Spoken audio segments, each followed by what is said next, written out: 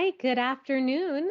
Thank you for joining us for the ninth annual College New Venture Challenge Finals. My name is Star Marcello. I'm the Deputy Dean for MBA programs at Chicago Booth.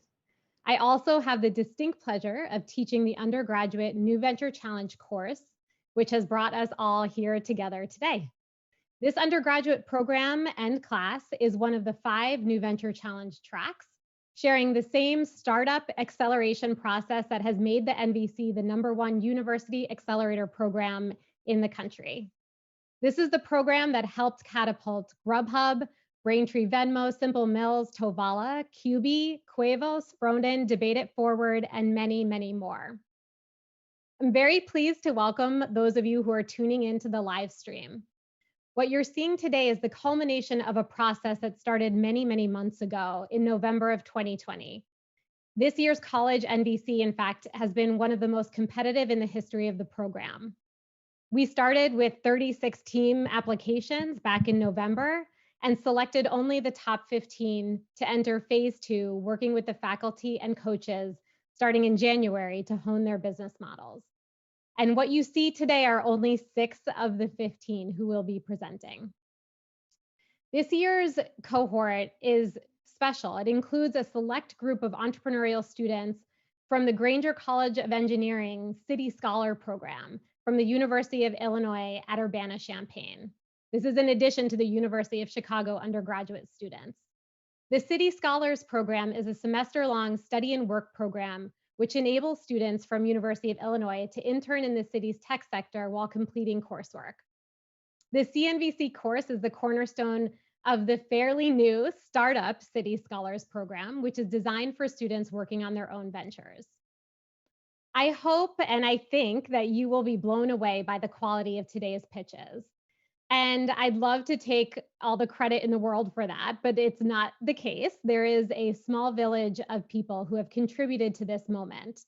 And because I have the microphone right now, I hope you'll indulge me while I personally recognize and thank the hardworking individuals who make today's event and this program possible. So first and foremost, I hope all of my students are watching the live stream and tuning in right now. Students, I want to thank you. You have put in incredible amounts of time, energy, effort, dedication, passion. It's been hard. I know there have been challenges, there have been pivots, and you have persevered throughout the quarter. I am deeply, deeply grateful for the experience that you've given me as an instructor and for the support I've seen you give each other as you work on your entrepreneurial ventures. All of the teams have made so much progress in such a short period of time. It's been an amazing mad dash. I also want to thank the many alumni and friends of the University of Chicago, investors, entrepreneurs, and experts who visited our virtual classroom this winter to give the students feedback on their business ventures and on their presentations. And in particular, this program has 4 dedicated coaches, as well as a partner clinical faculty member from the University of Illinois. Thank you to Ali Brewer, Kim Marsh, Scott Metcalf, and Chuck Valeropoli, who've been coaching the teams all quarter, and to my fellow faculty member, John Thody from University of Illinois. I want to also thank and recognize the staff of the Polsky Center for Entrepreneurship and Innovation, who've been working very hard behind the scenes to make sure that today goes smoothly and that this program runs well. And most of all, I need to recognize Lucas Peralta, our course TA, who's been managing the entire process from start to finish. All quarter, Lucas has been dedicating nights and weekends and any spare second to making sure the program and today's event is a success. Lucas, if I could get everyone on the live stream to stand up right now and give you a standing ovation from their home or their office, I would. Finally, I also want to thank our generous sponsors who've made the prize package that we will be investing in the teams today. They've made this possible. Sharon and Andy Alper, David Apple, David and Elizabeth Daigle, Michelle Christula Green and Joseph Green, Carl and Kristen Mayer, Emmanuel Thangaraj, Nick and Alka Thukral, Sita and Vijay Vashi, and last but certainly not least, the Caruso Foundation and Zayo. I'm almost done with my intro remarks and we're almost ready to start our pitches. But before we do, The last super important group to recognize are our distinguished judges who are joining us today from all over the country. They will introduce themselves in just a moment because I want you to hear their introduction from their own mouths and in their own words. Before I do, I just want to acknowledge that our judging pool today includes several members of the graduate New Venture Challenge faculty, as well as many alumni of the New Venture Challenge program. The tremendous success of the NVC, which has led to the success of the college, the undergraduate NVC here at the University of Chicago, is due to these individuals. So before I have the judges hop on, I want to just let everyone know what to expect today with the pitches. Teams are going to be giving 10-minute pitches followed by 15 minutes of Q&A. For the judges who are on the call, you can ask a question to the team during the Q&A by using the raise hand feature in Zoom, indicating you would like to ask a question. You should be able to see that raise hand button either by clicking on participants and looking at the bottom of that screen or clicking on reactions in your Zoom screen. The students are well rehearsed in calling on you and looking out for your hand to be raised. So the students will be managing the Q&A and they will be calling on you judges by name. When they do, you can unmute yourself and go on video and ask your question. We're going to do 3 pitches, then we'll take a very quick break, and then we'll see our final 3 pitches. When we are done, the judges will convene to deliberate and then to award and announce our investment, which should be around $100,000. You never know, it could be higher. The announcement of the winners will be made on the live stream shortly after the deliberations end. So with that, that's all my housekeeping for now. I'd like to ask the judges to briefly introduce themselves, and we will start with our first pitch. So Alyssa Jaffe, may I ask you to take yourself off mute and give a quick hello? Hi, everyone. Would you like to introduce yourself briefly? Sure. My name is Alyssa Jaffe. I'm a partner at Seven Wire Ventures. We are an early stage venture capital firm focused in digital health under an investing thesis that we call the informed connected health consumer. We're an operator driven model and we get very involved with our companies. I myself am an operator turned investor. I actually participated in the New Venture Challenge on the business school side and did win that and subsequently raised some financing. And prior to Seven Wire, I was at the Pritzker Group. So excited to be here and thanks for having me. Wonderful. Thank you, Alyssa. Carl, let's do your introduction. Go ahead. Hi, guys. Hopefully everyone can hear me. I'm Carl Meyer. I have 2 degrees from the University of Chicago, now a long, long time ago, undergrad and MBA. I'm CEO of Silver Rock Financial in Los Angeles.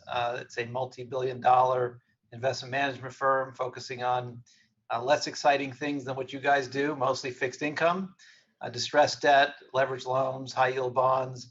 We do have a SPAC, so that's pretty exciting. And I have invested in many earlier stage companies. And I've been very excited to be part of this program and many others in the university for almost now 35 years. So congratulations to all of the finalists on what they've accomplished so far. Thank you, Carl. Carol, let's go to you next. Thank you, Star. Hi, everyone. My name is Carol Bramson. Most of my career has been in private equity and venture capital, and I stepped over that line and became a CEO of a public company and am now CEO of a startup. So I understand all of the passion and commitment that goes into building a business. And I congratulate all of the finalists, and I'm looking forward to hearing their pitch. Thank you, Carol. David Apple, can we go to you next? Sure. Hi, everybody. And just great to be back. I think, Star, I may have missed you guys last year. I think we were on a plane, but it's delightful. I think I've joined you for 5 or 6 of these. It's always so much fun. It's very impressive. I love the ideas. I love the enthusiasm and, some really great business plans. I think we might have 6 winners today, it looks like to me. But I think I would challenge Carl, though. I think you said your 2 degrees were old. Well, mine are really old. So I think mine might even be expired possibly. But after I went to the college in Booth, I worked for a large firm for a long time, and then discovered the magic of startups, working with actually my family to launch OxyClean and a number of cleaning products, which we later sold to a much larger company. Currently, I'm CEO and chairman of a company that takes care of dogs and cats called WAG Hotels, where we're based on the West Coast and hopefully soon in some other places. And tend to be an active investor and mentor for companies like one of your other CNVC companies, QB, which just as you guys probably know, sold for 9 figures a couple months ago. So, and they didn't even win, right? So I think one lesson from this is win, but whatever you do, everybody's going to win. So these are fantastic programs. So delighted to be here. Thanks. Thank you. Thank you for those kind words too. David Daigle, let's go to you next. Hi, thank you, Star. So this is my first time with this group. Appreciate being invited and coming to you from Connecticut, work from home. I am a partner at the Capital Group companies based in Los Angeles. I've been with them for 27 years. I'm a high yield bond investor, so along the lines of what Carl does. We manage about $30 to $40 billion high yield assets, and I'm one of the portfolio managers. That asset class has a lot of what I would call late stage growth capital in it. So we're not quite in the VC stage, but we've funded a lot of growth companies over my career, and I was really excited to look at all the business plans. Thank you. Thank you. Thanks, David. We have one more David in the group. David Segura, would you like to say hi? And before you do, just for the students who are listening in, when you call on the judges, we do have 3 named David. So make sure you define which one you are calling on. David Segura, why don't you hop on? Yeah, definitely. Pleased to be here. Thanks for having me again. Always love trying to, judge and kind of interact with the community. And I've always been blown away by all the, pitches that I tend to hear. So on my side, I'm an undergraduate, graduate way back in 2005, seems even longer than that. But, I've since gone on to work in the, startup space, both as an entrepreneur, in addition to as an investor. I've primarily done angel investing, over 50 investments in the past 6 years or so. And it's a handful, in case you're wondering, it is. But beyond that, I just recently started a new company called Glassbox Media, a podcast network of sorts. And we got the band back together from my previous startup. So it's always a journey. I understand how difficult it can be, but hopefully, you all also realize how fun and rewarding it is as well. So yeah, glad to be here and hopefully I can be helpful. Thank you, David. I appreciate that. Ellen Rudnick, can you introduce yourself? Hi, everybody. My name is Ellen Rudnick. I'm the former executive director of the Polsky Center and also a former faculty member in the Booth New Venture Challenge. And prior to being at Booth, I was in the healthcare industry for many, many years. And so, and I love startups. I was a startup entrepreneur for 2 companies in the healthcare industry. And so I'm very excited to see today's presentations. Thank you. Thank you. Eric Severinghouse. Hi, everyone. Eric Severinghouse here. So I'm a multi-time entrepreneur, started a number of businesses, with a couple nice exits and a variety of failures and learning experiences on the way, along the way. That's the basis for a book that's coming out soon on April 27th called Scale Your Everest, that I've written trying to help entrepreneurs develop the mental resilience that you need to succeed as you kind of go through this journey. I'm also an active angel investor, mostly through Hyde Park Angels and writing a bunch of checks to early stage and exciting companies around Chicago through that. And then my day job is I'm running ecosystem and alliances and business development for a Chicago headquartered company called Connexium, which is kind of in that mid-growth stage, rapidly growing business-to-business SaaS company. So thanks, everybody. Thank you, Eric. Guy Turner. All right, I unmute all my triple mutes. I unmuted myself several times. Very nice to be here. It's actually after this long year, feels a little bit like coming home to family. So it's really nice to see everyone many familiar faces and some not. I'm a partner with Hyde Park Venture Partners. We do early stage investing throughout the Midwest, writing usually first institutional checks into companies ranging in size from 500,000 to 4 million in rounds of 1 to 8. So really companies that are between pre-seed up to an early A. Again, very nice to be here. Thank you. Thanks, Guy. Hillary Koplow McAdams.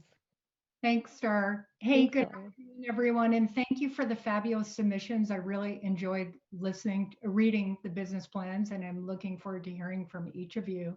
A little bit about myself. I'm a partner at NEA out here in Silicon Valley, kind of the classic Sandhill Road venture capital firm. I started in the venture category about 4 years ago after operating for 30 years.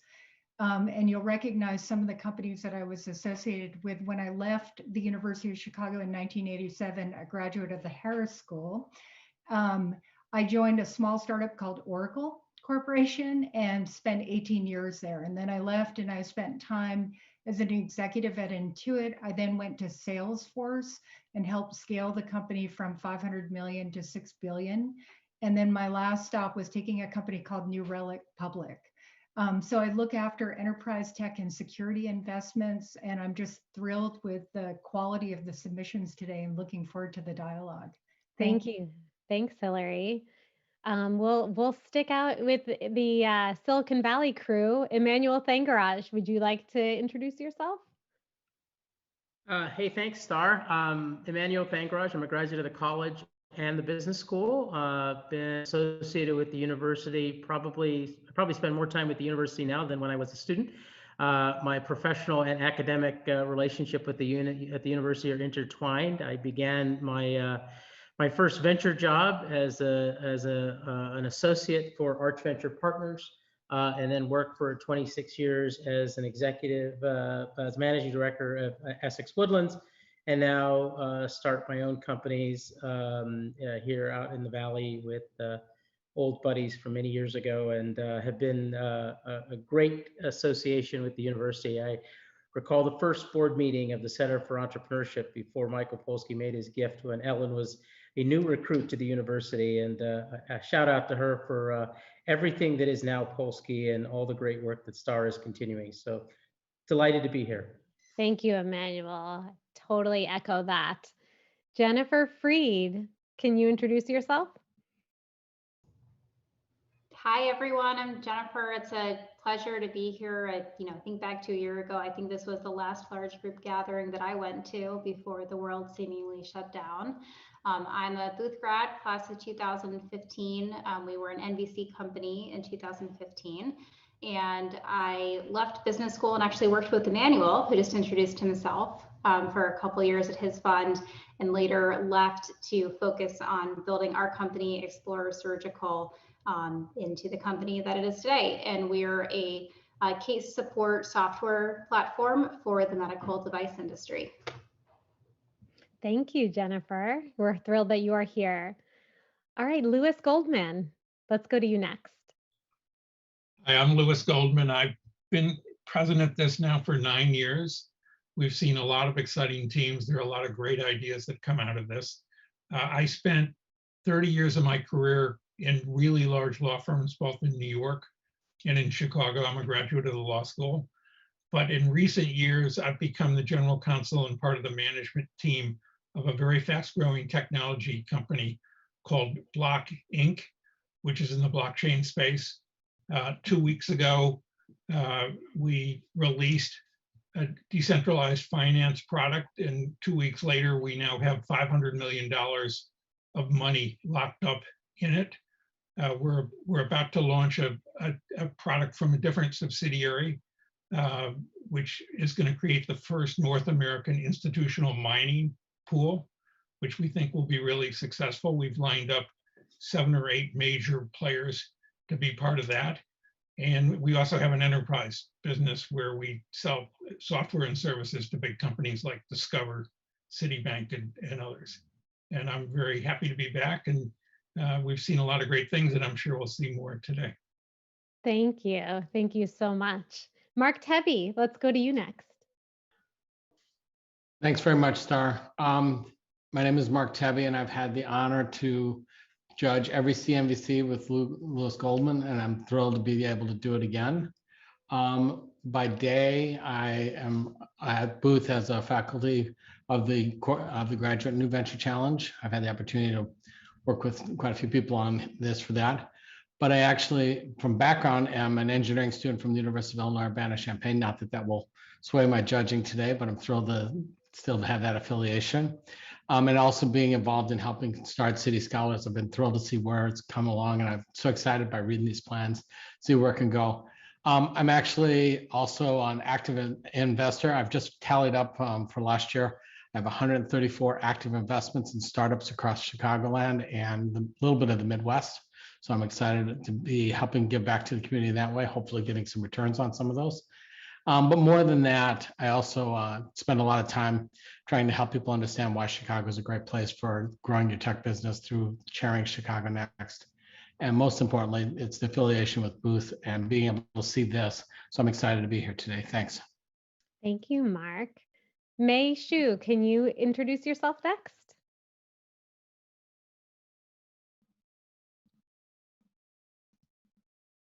I think she's here, but maybe she stepped away for a minute. So we'll come back to Mei in just a second. All right, Nancy Hayes, let's go to you next. Hi, from San Francisco. Actually, last year's College New Venture Challenge was my last business trip and last plane ride. Looking forward to today. I'm an angel investor. I also spend a lot of my time doing pro bono mentoring of entrepreneurs around the world on understanding the venture model and how to present to investors, as well as do quite a bit of work on trying to get more women and people of color to consider becoming angel investors. My personal portfolio focuses on women-led companies and companies led by founders of color. I have about 28 companies currently I've invested in. My background is senior executive in corporate, 2 nonprofits, dean of a large business school, CFO of a university, and co-founder of a startup. And then driven into angel investing. Yeah, wonderful. Thank you, Nancy. Okay, Rosemary Safranek. Thank you very much. I'm a graduate of both the college and the business school. I'm semi-retired. I work with a handful of family offices on their investment committees, advisory committees, and I'm also currently helping some friends of mine launch an ETF. Most of my career has been outside of the United States or working with non-US family offices on their global investments. Delighted to be here. Thank you, Rosemary. All right, Waverly Deutsch, go ahead. Hello, all. I'm proud to be in such auspicious company. I'm the professor at Booth who teaches the Global New Venture Challenge, which is the track of the New Venture Challenge for our executive MBAs and is taught out of Chicago, Hong Kong, and London. Shout out to all of my EMBA alum. I've also been coaching the New Venture Challenge for 20 years now, so have seen quite a few, and it's always a privilege to get to judge the College New Venture Challenge, very exciting companies. I'm also an active angel investor. Thank you, Waverly.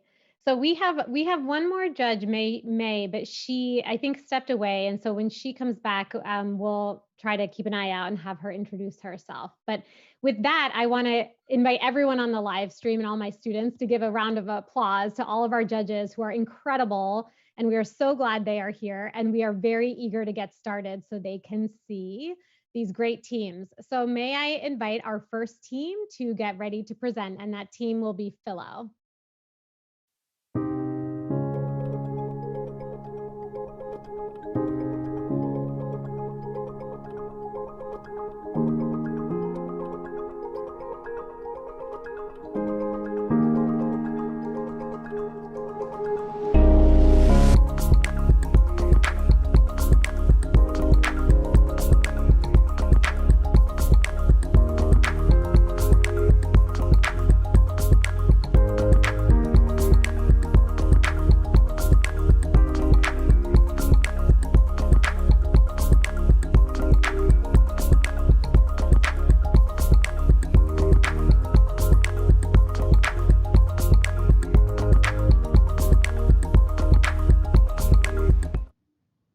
afternoon.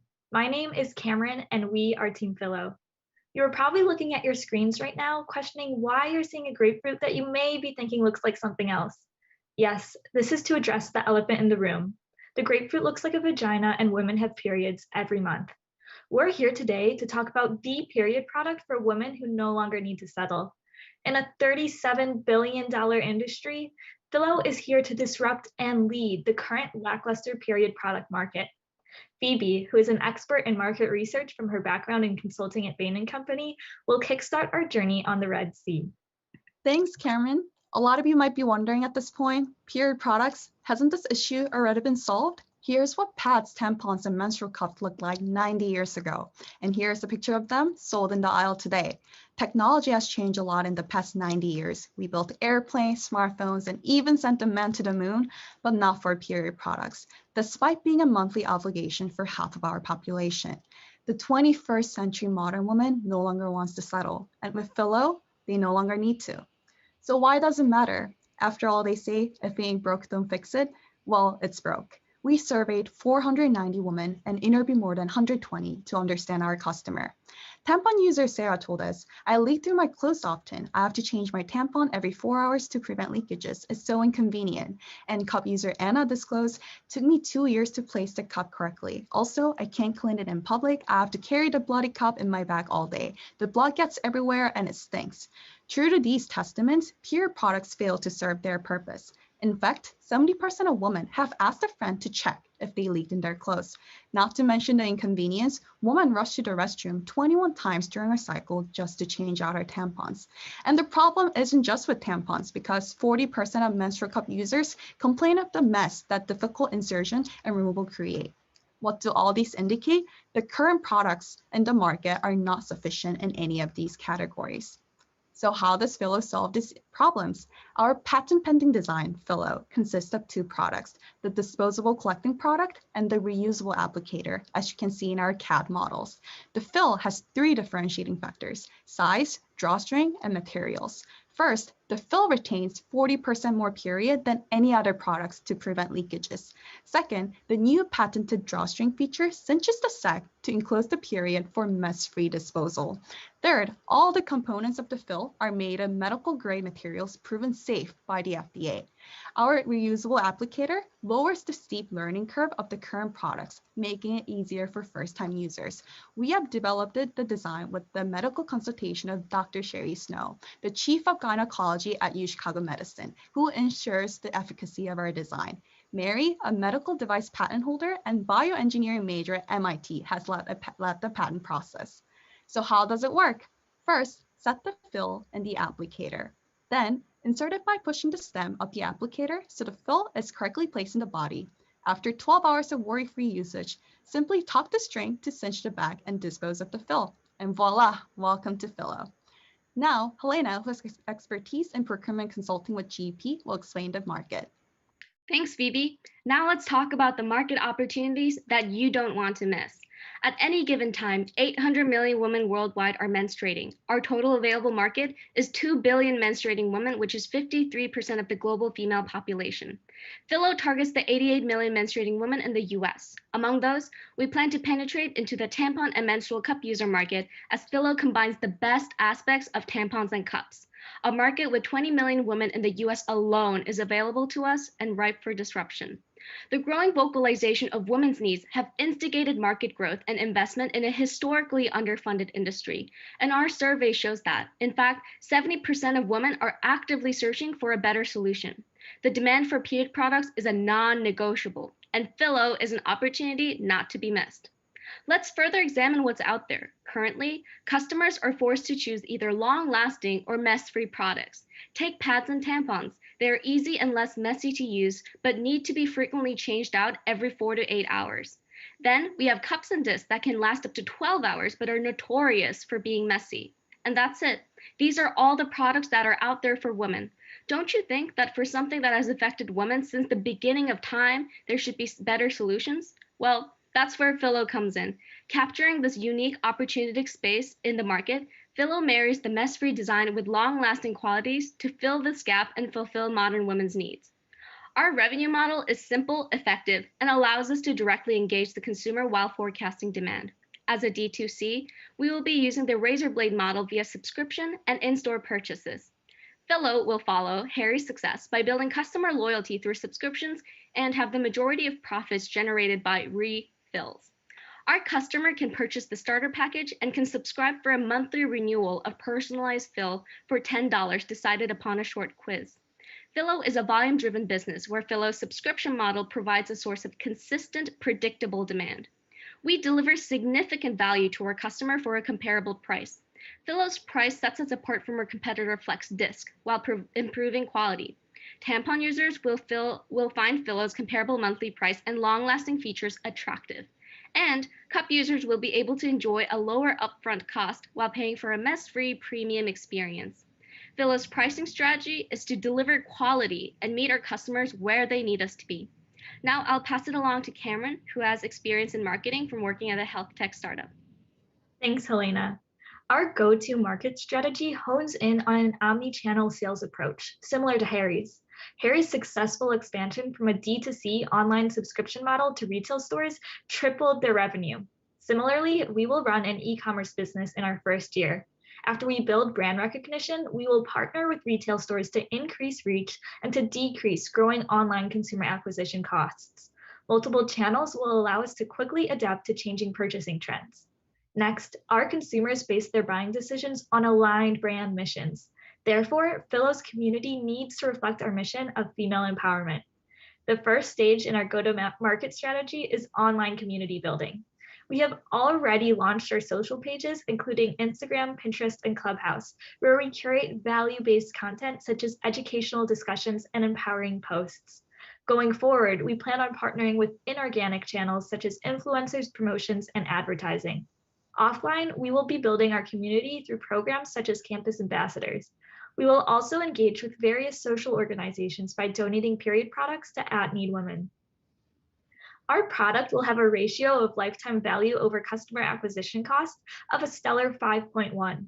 As a consumer packaged good, we aim to invest the vast majority into marketing efforts, and our break-even EBITDA is reached in our third year. The two magic moments in our revenue growth projection include our initial retail expansions, and secondarily, and more importantly, when we expand into retail spaces nationwide. Under the FDA, Philo is a Class II medical device, a menstrual cup, which is exempt from the 510(k) pre-market notification. We have spoken with an FDA regulatory consultant, and this exemption allows Philo to go to market without the usual regulatory hurdles. So, after testing the safety of our MVP and registering Philo with the FDA, we will begin pre-sales by September of this year, launch e-commerce in March of 2022, and plan to sell in retail stores by 2023. Since starting in January, Philo has filed a provisional patent, started prototyping, and built an online community. Such efforts have translated into over 100 pre-sale signups, projecting $19,000 in annual revenue already. We are building relationships with menstrual disc manufacturers, fulfillment center ShipBob, and period subscription box brand Ladybox. Additionally, after seeing Philo's significant progress, Dr. Sherry Snow has officially become a Philoer herself as our Chief Medical Officer. In order to accomplish all of this, Philo is asking for $300,000 in investment to propel our product development, regulatory affairs, and manufacturing to pre-sales. And we have the best team to do this. We have recruited this incredible team of advisors who can help us launch our product, including Kenyatta Martin, who is the patent holder of the Tempex Pearl and former global brand manager at P&G. We, the co-founders, also have the skill set to get this job done. Mary and I are committed to work on Philo and did not recruit further internships because we know we are the woman to change the cycle of feminine care, period. Thank you. As we take your questions, we want to highlight our teammate Mary and Dr. Sherry Snow, who will join us for the Q&A.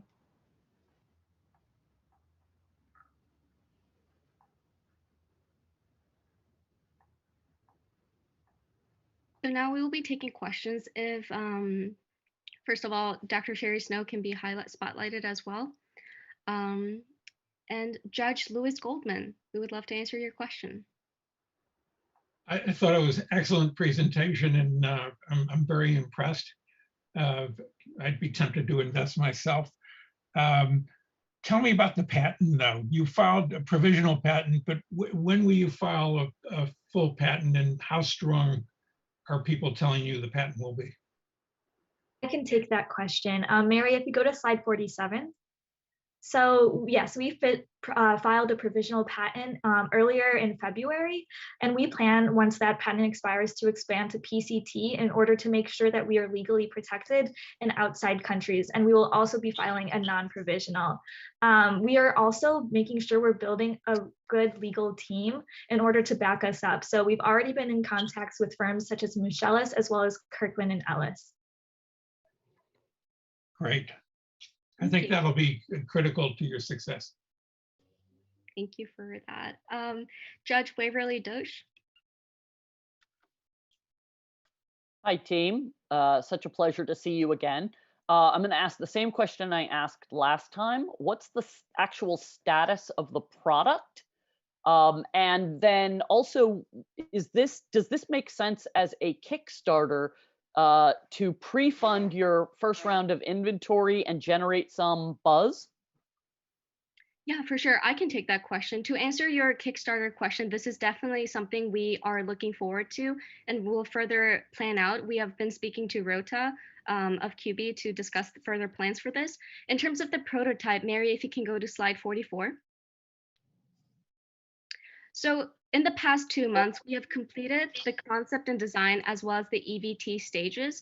Now our next steps is to discuss with product development firms to enter the DVT stage, which is to perfect tools, technologies for consistent manufacturing.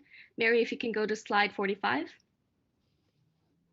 Once again, in the past 2 months, we have created 30 prototypes made out of the FC2 female condom. We are so confident in this prototype of ours that we have tested it on the founding team.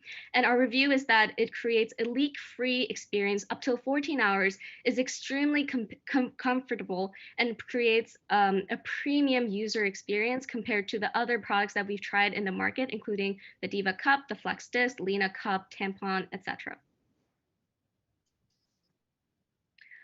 Judge David Apple. Yeah, thanks. Really nice job, great presentation. My question is really about usage, and I watched the Flex YouTube video, and they spend like 5 minutes telling you 3 different ways to fold it. So insertion seems to be real challenging and uncomfortable. And I think their founder goes on and says, don't give up. Like, it's a real important, hard consumer problem. And one of your innovations really seems to be, easier insertion with your applicator. Okay, it sounds great. How do you know it's really that great and that easy? Have you prototyped that? That seems to, well, number one, is that truly as big a differentiator, being a guy asking as it seems like it is?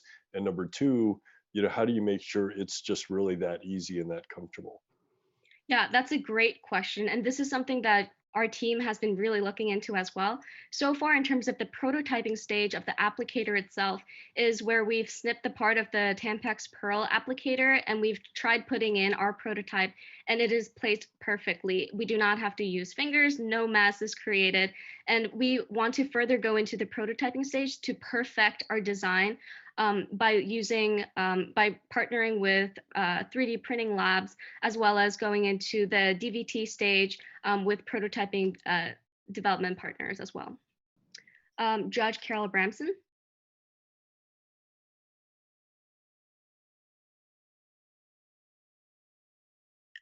Hi, thank you. Great job on the presentation.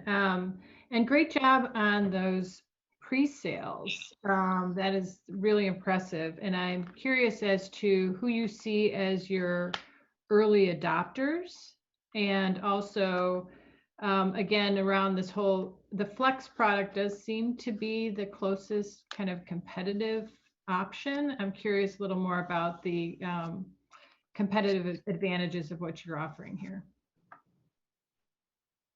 Yeah, I can talk first about Flex Disc. Mary, could you go to Appendix 30? So as you can see, Flex is also a menstrual disc maker, and Flex is our closest competitor, as you pointed out. We see Flex's initial growth in revenue as a great indicator of the market need and women's desire for new and better functioning products.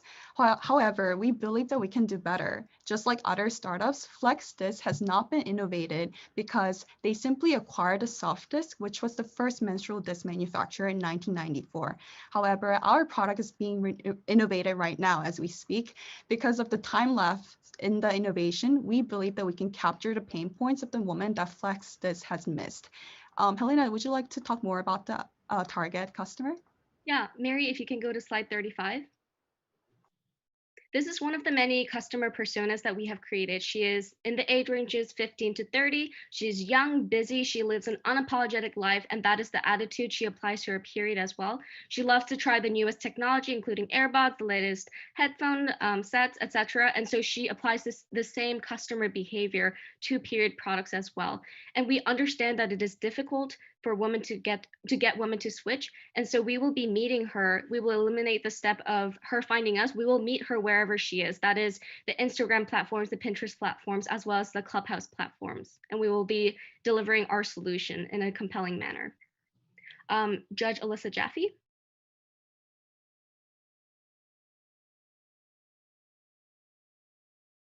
Thanks. Sorry, it took me a second to get off mute there. So two-part question, but one is, as you think about your customer base and your matrix, it felt that it was a bit disconnected of the value proposition of convenience and the value proposition, relating to more of an eco-friendly solution. And many D2C businesses often succeed because an initial group evangelizes them. And so who is your ideal woman in, not just every woman who wears pads or tampons, but you have something more baked. And the second part is I didn't see a ton of D2C experience on the team. I saw it more on the advisory. So, how do you think about building more of the consumer DNA across the management team?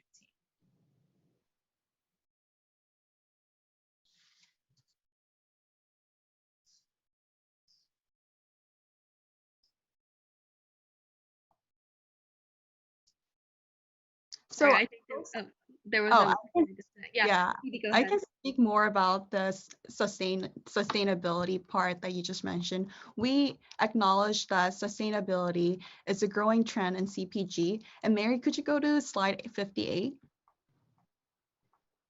And we definitely do want to capture that share going forward. We take our commitment to environment protection seriously and are continuously focusing on research and development to ensure that we're delivering products that are both good for women and good for the environment.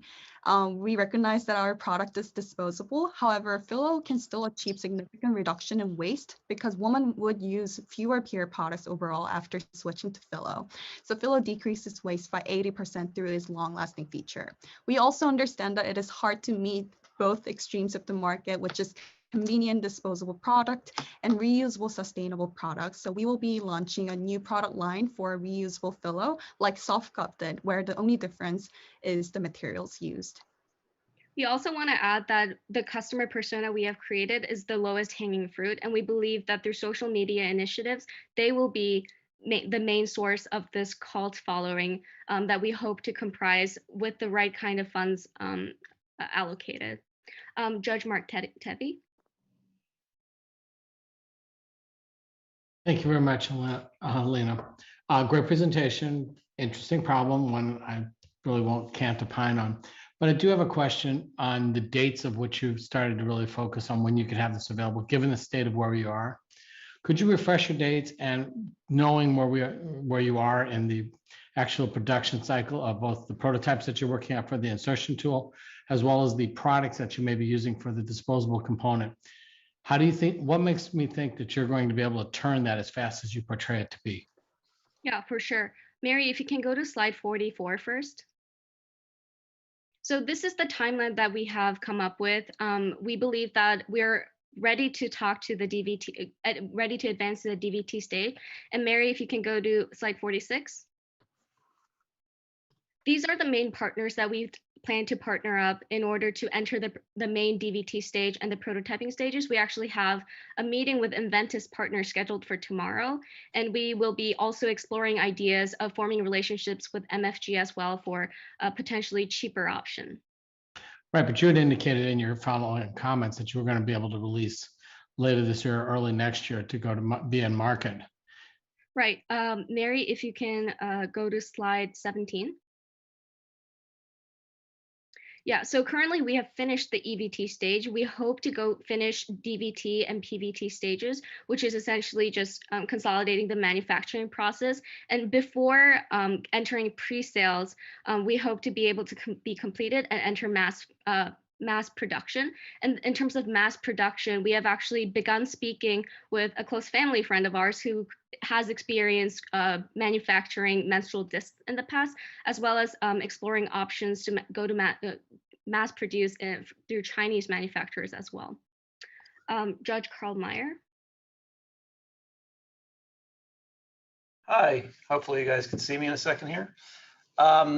Terrific presentation. I have, 2 questions. I'm presuming that the leading brands in the space have material CapEx budgets and have spent significant amounts of money trying to innovate. Why do you think they haven't innovated? Clearly, when you started your presentation, you showed that the products have been stale for a very long time. And I'm sure that's not from a lack of trying. And I'm sure they filed many patents. So I'm curious in the research you did on that and what the failures of those products have been. And then the second question is, this is a product that requires confidence in the safety and the efficacy of the product more so than most any other product, and far more so than, for instance, razors, which you use sort of as a comp. How do you build that consumer confidence in the product, the safety, and the efficacy of that product as part of your marketing campaign? That's a great question. So I can first answer why these other companies have not been able to bring innovative products into the market. I can talk about Procter & Gamble and Kimberly-Clark, who are the market leaders. So these mainstream companies are economically incentivized to maintain their status quo. It requires them a capital-intensive investment to convert their businesses. And this is why P&G has acquired smaller startups like This Is Elle instead of launching their own product line. These mainstream brands already know what sells, so they position themselves to do the minimum and do not bring innovative product into the market. In fact, according to our advisor, Kenyatta Martin, who has worked in P&G for more than 10 years, innovation occurs in a cycle of every 30 years. And Mary can speak more about the safety and testing timeline. Yes, I would love to take that question. So to ensure safety and to really build trust with our customers, we'll be performing 3 different major tests. The first including the laboratory safety test, and we'll be using an external facility, which is Beacon Launch Partners or Edge One Medical, that have numerous experiences testing medical devices. Meanwhile, we'll also be doing a full in-house performance testing following these testing parameters. And after, we'll also then be conducting a usability test for 50 users to receive their testimonials. Judge Ellen Rudnick.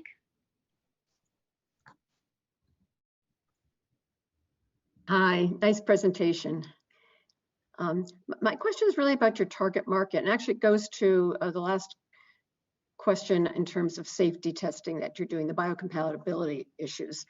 There are a lot of women out there that can't wear tampons because of toxic shock. And you didn't really talk about that, but it would seem to me that that would be a market opportunity when you think about segmenting your market, to really go after that market, assuming that your biocompatibility studies would be good for those types of customers.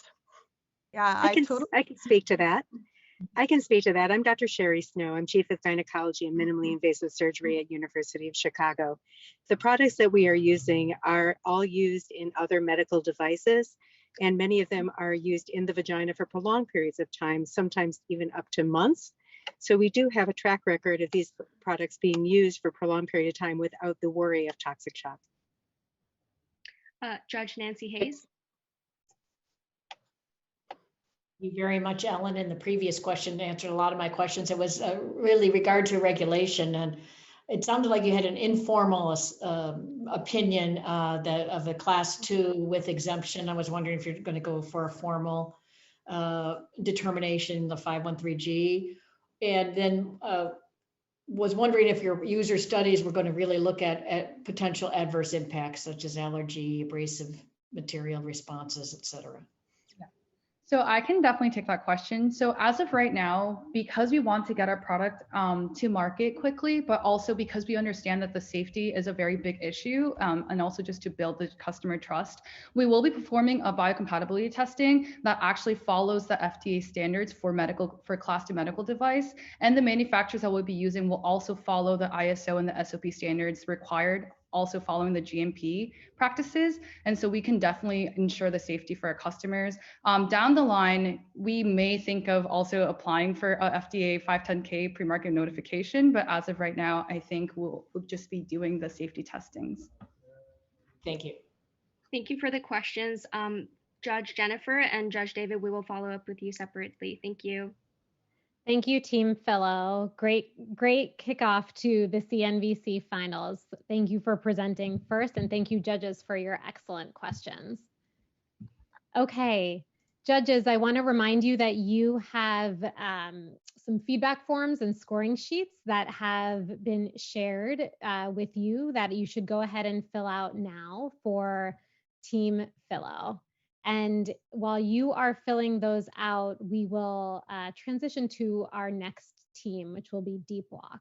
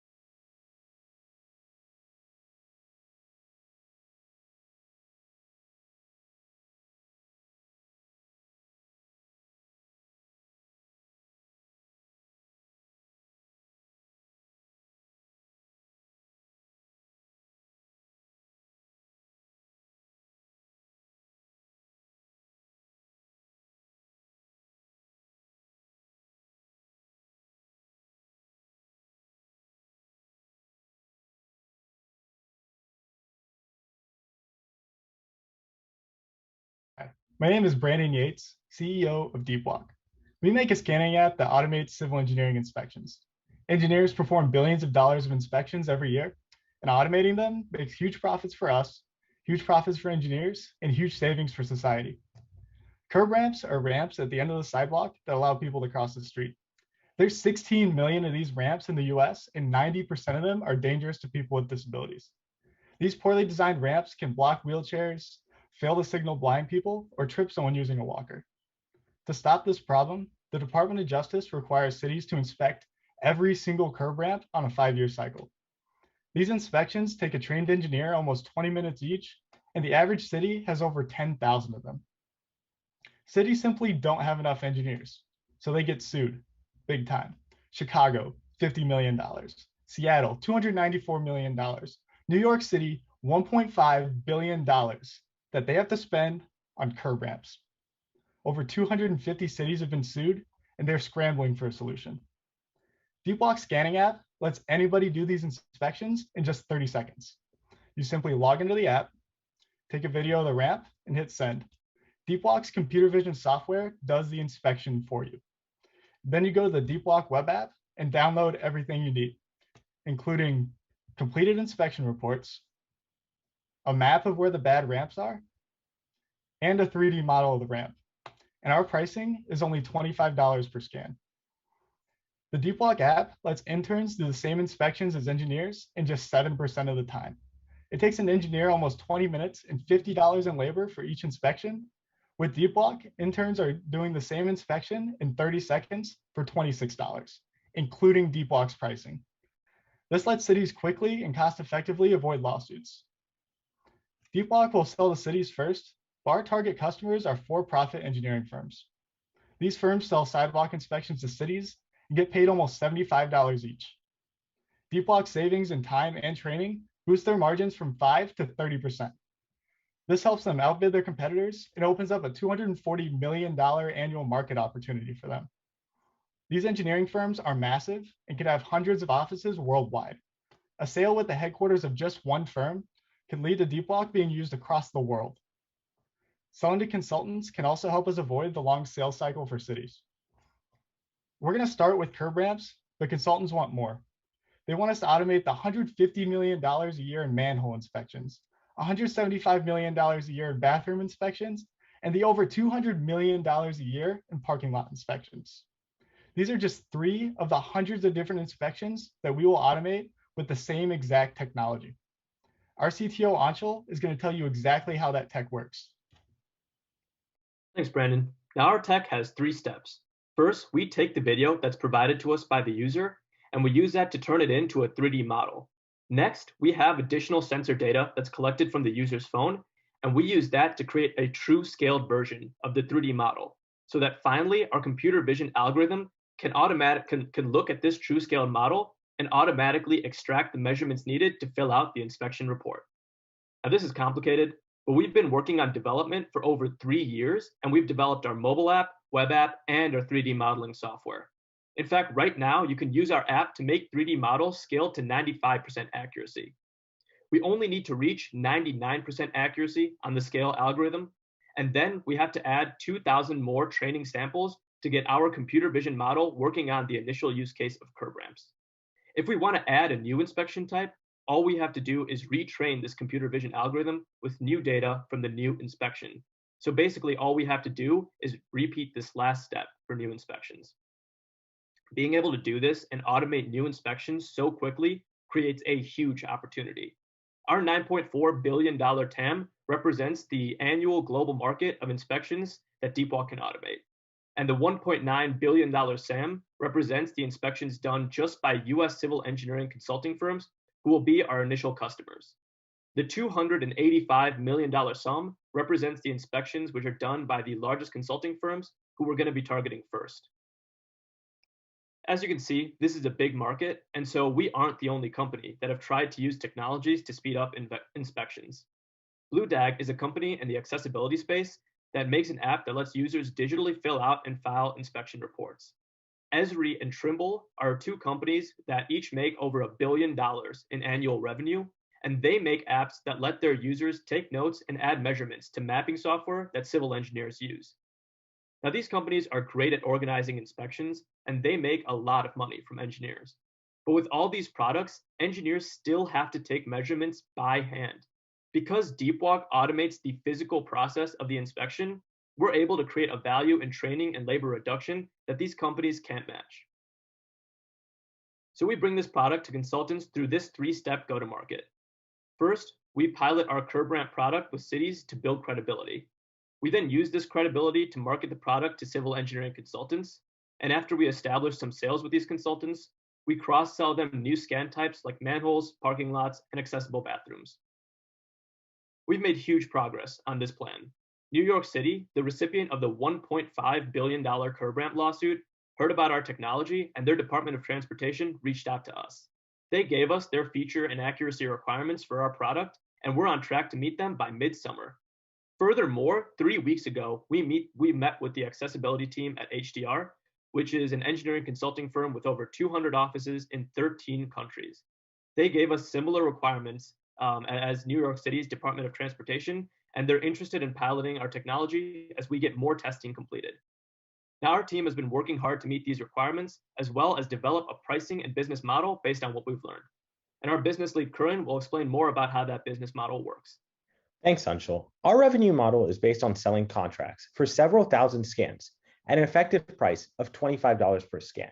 This gives us an excellent gross margin of 88%, and it still gives firms more than enough reason to switch to the Deep Walk model. Assuming a contract of 3 years, we estimate the lifetime value of a single contract to be $1 million.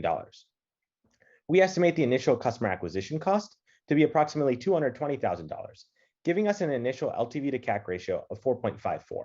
This customer acquisition cost stems from the consultant sales cycle. The sales cycle for our first consultant customer requires meeting them, performing an internal test, and then piloting with one of their smaller city clients.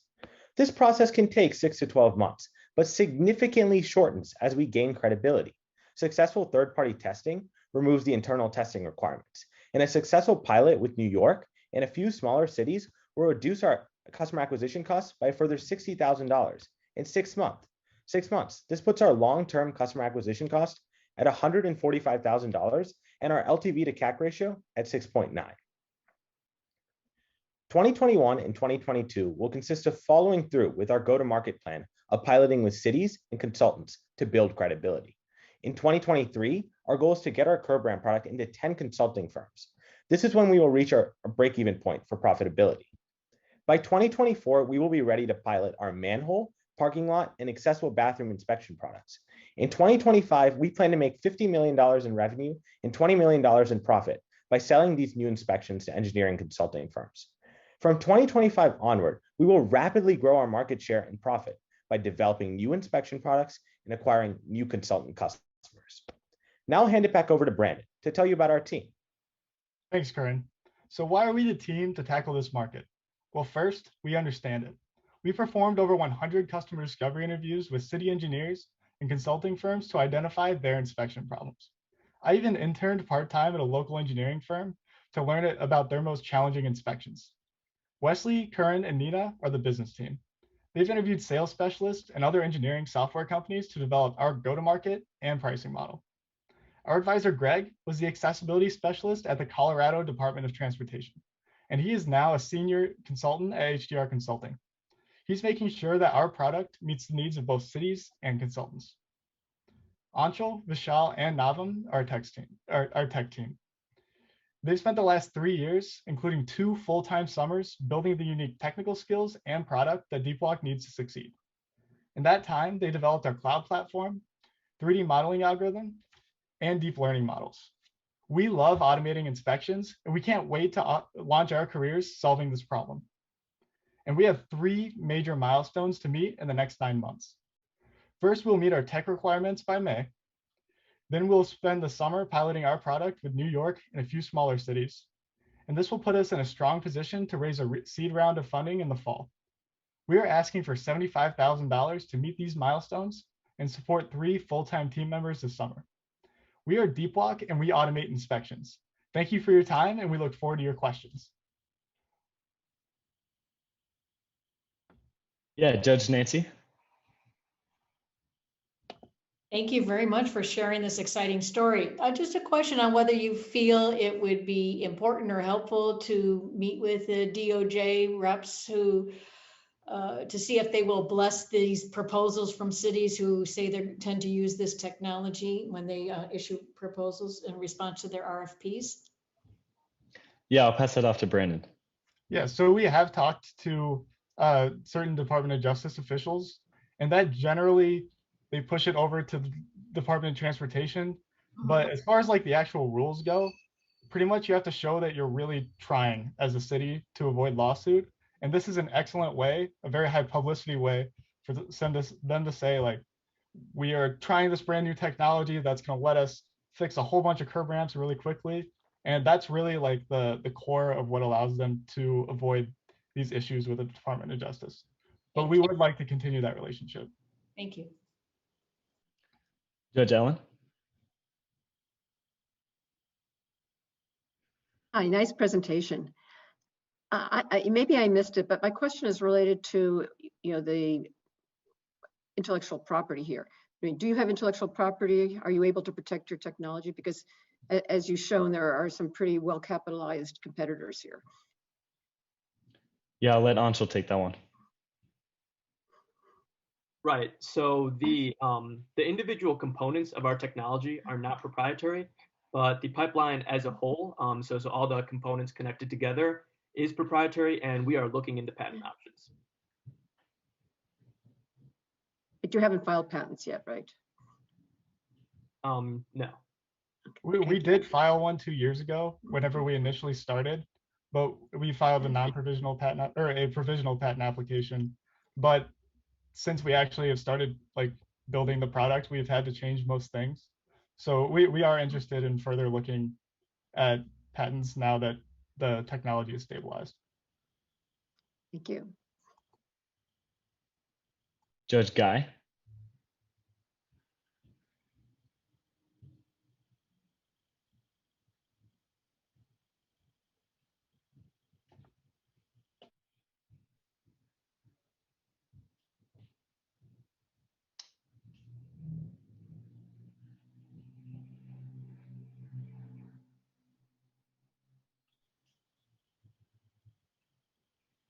Guess we can move on to the next one. Judge David A. Yeah, thanks. Hey, really great job. This very cool stuff. Really enjoyed hearing your presentation and reading about it too. I really have a couple questions. One was somewhat related to Nancy's question a minute or so ago.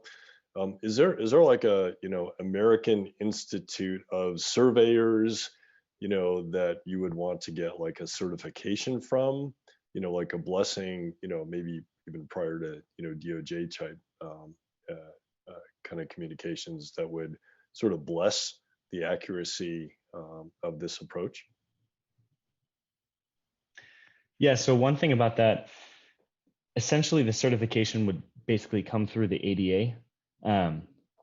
But the way that works for us is, as Brandon mentioned, the cities just need to prove that they both have identified the sidewalk that is problematic and are working to solve it.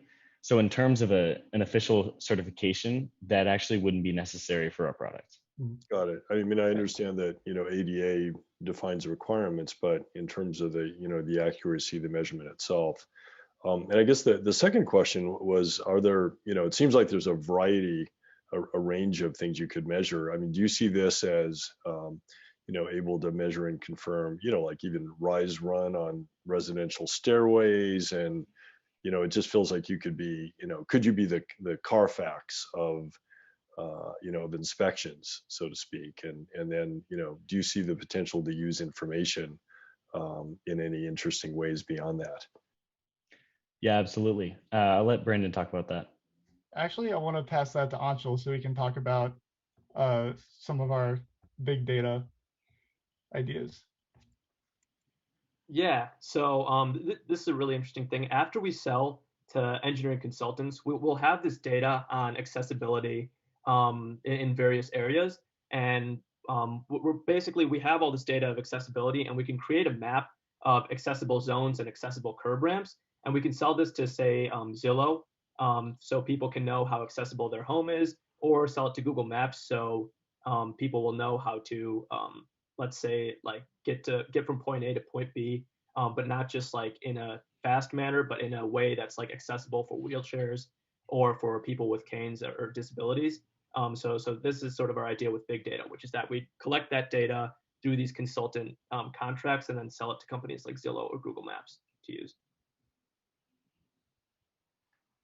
Judge Carl.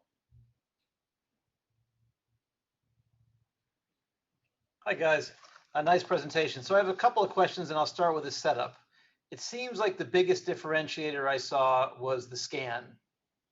And so my questions are really around more clarity on the scope of what the inspection entails. For these sidewalk curb ramp inspections, is it the entire crossing or just the ramp that you're responsible for? And so that's part one of what's really two-part question. The second part is, where do you expect challenges in competition? So are there any union considerations to deal with, any kind of unionization that you're anticipating that might challenge this? And also, wouldn't Google, with their mapping cars, could they provide a challenge to the scan if that's really the differentiator? And I can repeat any part of that, given it was a lot. Yeah, I'll pass that first part to Brandon. Yeah, so for the first part of like what they're actually looking at when they're measuring your curb ramp, so there's a set of 20 to 30 different types of measurements, like cross slopes, regular slopes, all the vertical bumps and different things like that that really take a long time. And another hard part is like making sure you're measuring in the right direction.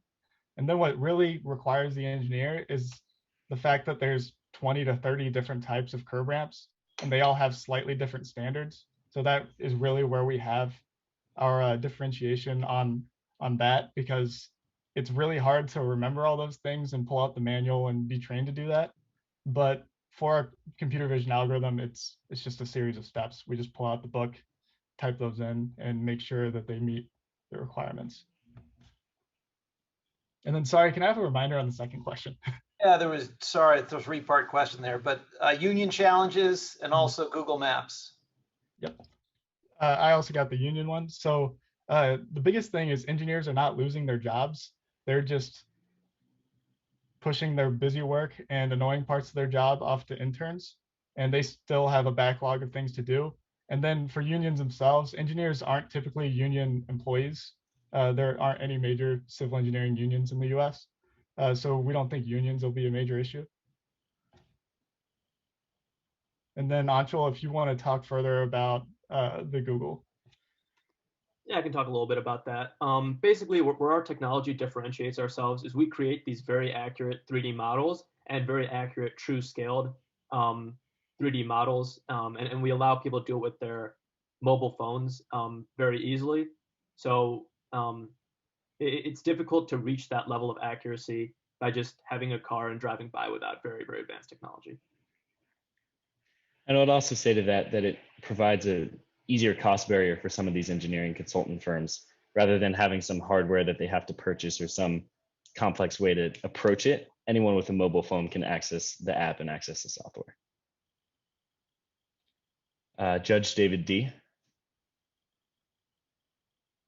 Yeah, love the idea, guys. I do think it has applicability well beyond the use cases that you've outlined here. But two quick questions. One is, can you take video by drone and actually eliminate the human interface on some of these projects? And I don't know if the video quality is high enough for what you need. And the second question, maybe more important, is how easy is it for a Trimble to replicate what you're doing? If they threw a team of 10 people and $5 million at this, could they replicate what you're doing, or is there something unique in what you're doing that will make it challenging to replicate? Yeah, I'll pass those off to Anshul too. Yeah, so regarding the first question of drones, we want to stay a software company so we can be a little bit more scalable. Things like robots and drones can be expensive, and they're hardware, and also they can take special training to use. And also with mobile phones, it's a little bit more scalable to different inspections as well, because we want to be able to use this indoors, outdoors, and maybe even in weird terrain and in covered terrain. So that's really why we go with mobile applications. And the second one was as to why competitors can't or wouldn't just copy this, I believe was the question. And so as to the main competitors that we've looked at, really this research and development cycle that we have set up isn't something that these competitors usually go after, that you have to research, develop, create a scan, research, develop, create a scan. And furthermore, as we train our deep learning models more and more, the technology will get harder to copy. But going back to this idea of the R&D lifecycle, these companies tend not to invest in these long life cycles to create very, very high-tech products. But instead, if we have a high-tech product that will create value for their competitors, it makes more sense for them to acquire us rather than spend the time copying this. Judge Rosemary.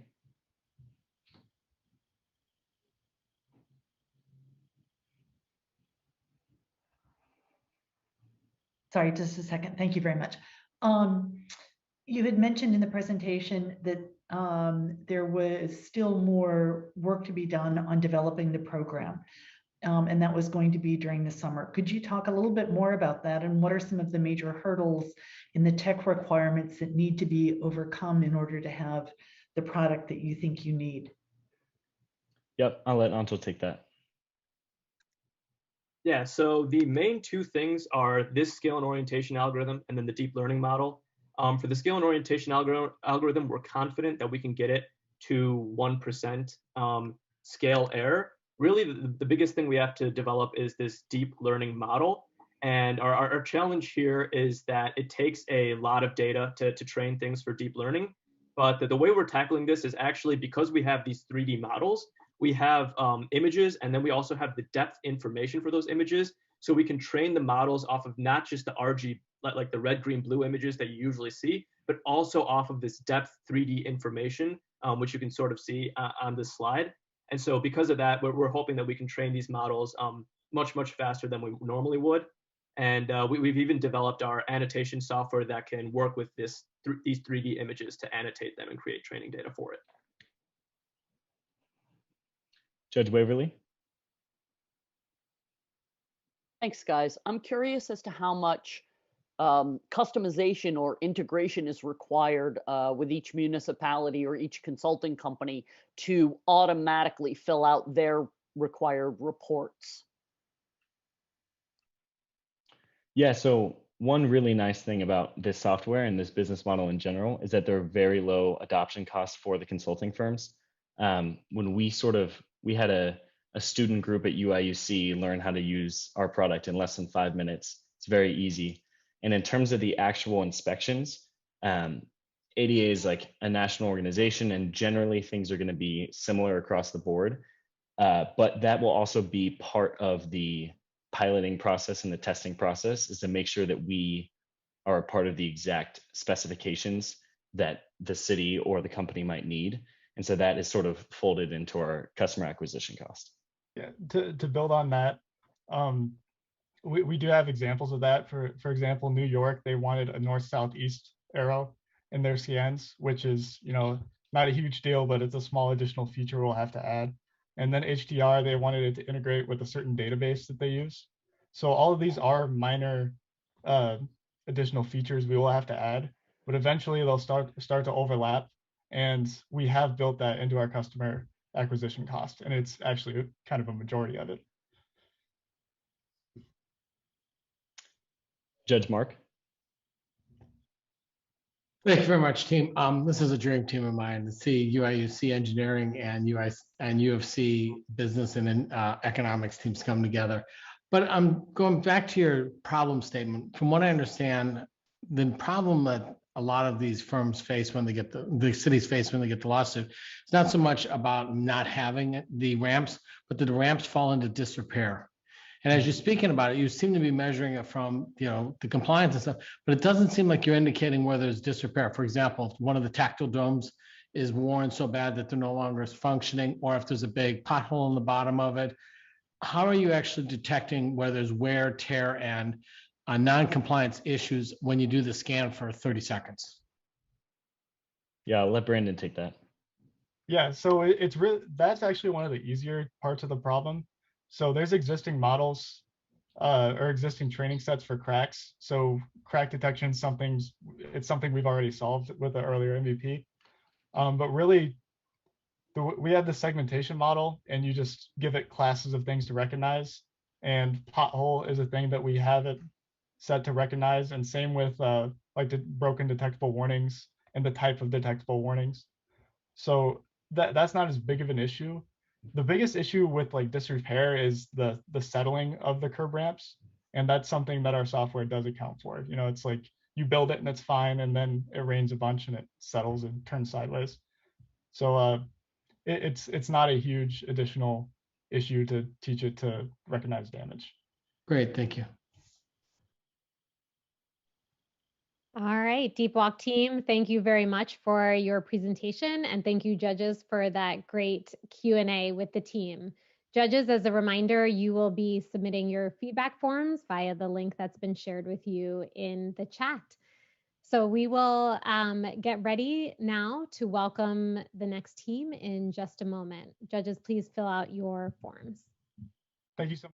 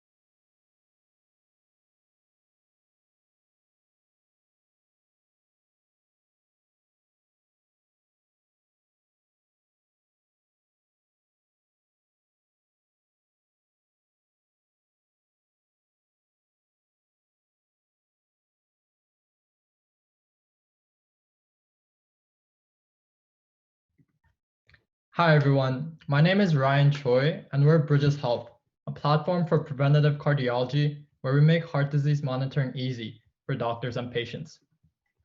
When I shadowed cardiologists at UChicago Medicine, they seem to face a common problem: patient relapses for the same condition, cardiovascular disease, a disease characterized by high cholesterol and high blood pressure. Today, with more than 18 million deaths per year, heart disease is the leading cause of death worldwide. Heart disease isn't only deadly, but costly. In fact, American hospitals spend more than $200 billion annually on treatment. It's one of the most expensive conditions in hospitals today. But why is this such a big problem? Right now, patients diagnosed with cardiovascular diseases leave the clinic with recommended lifestyle changes, but there's no way for physicians to keep their patients accountable.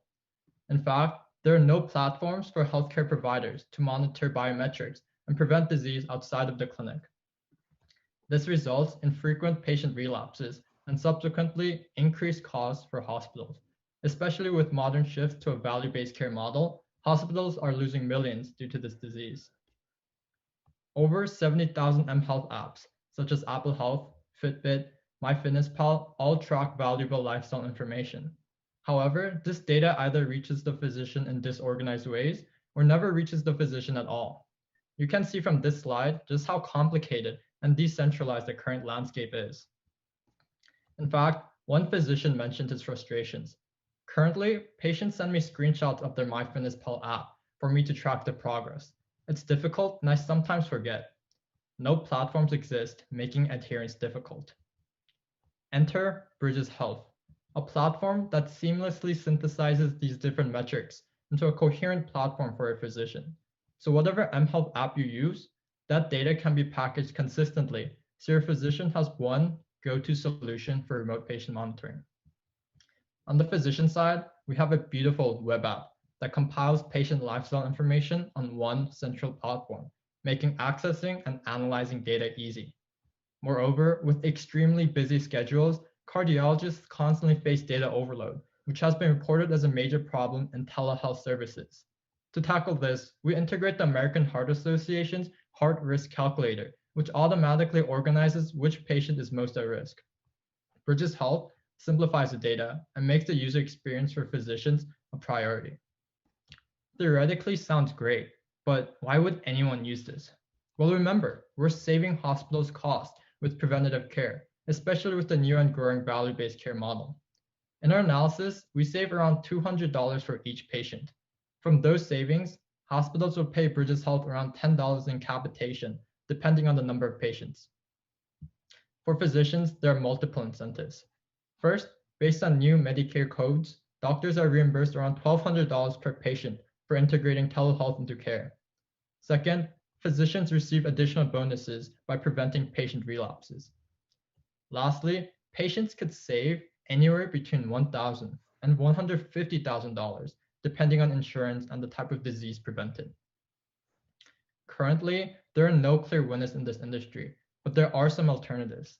The biggest one is the status quo, where doctors use verbal recommendations and general checklists for treatment plans. Yet, we saw how ineffective and difficult this is. Next is MyFitnessPal, an app that is probably the most familiar to all of us.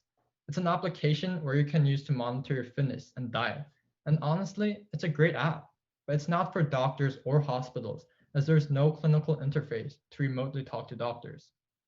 Lastly, we have Valedict, a data collection company that uses multiple APIs for remote patient monitoring. It's a great software, but it only does half of what we do.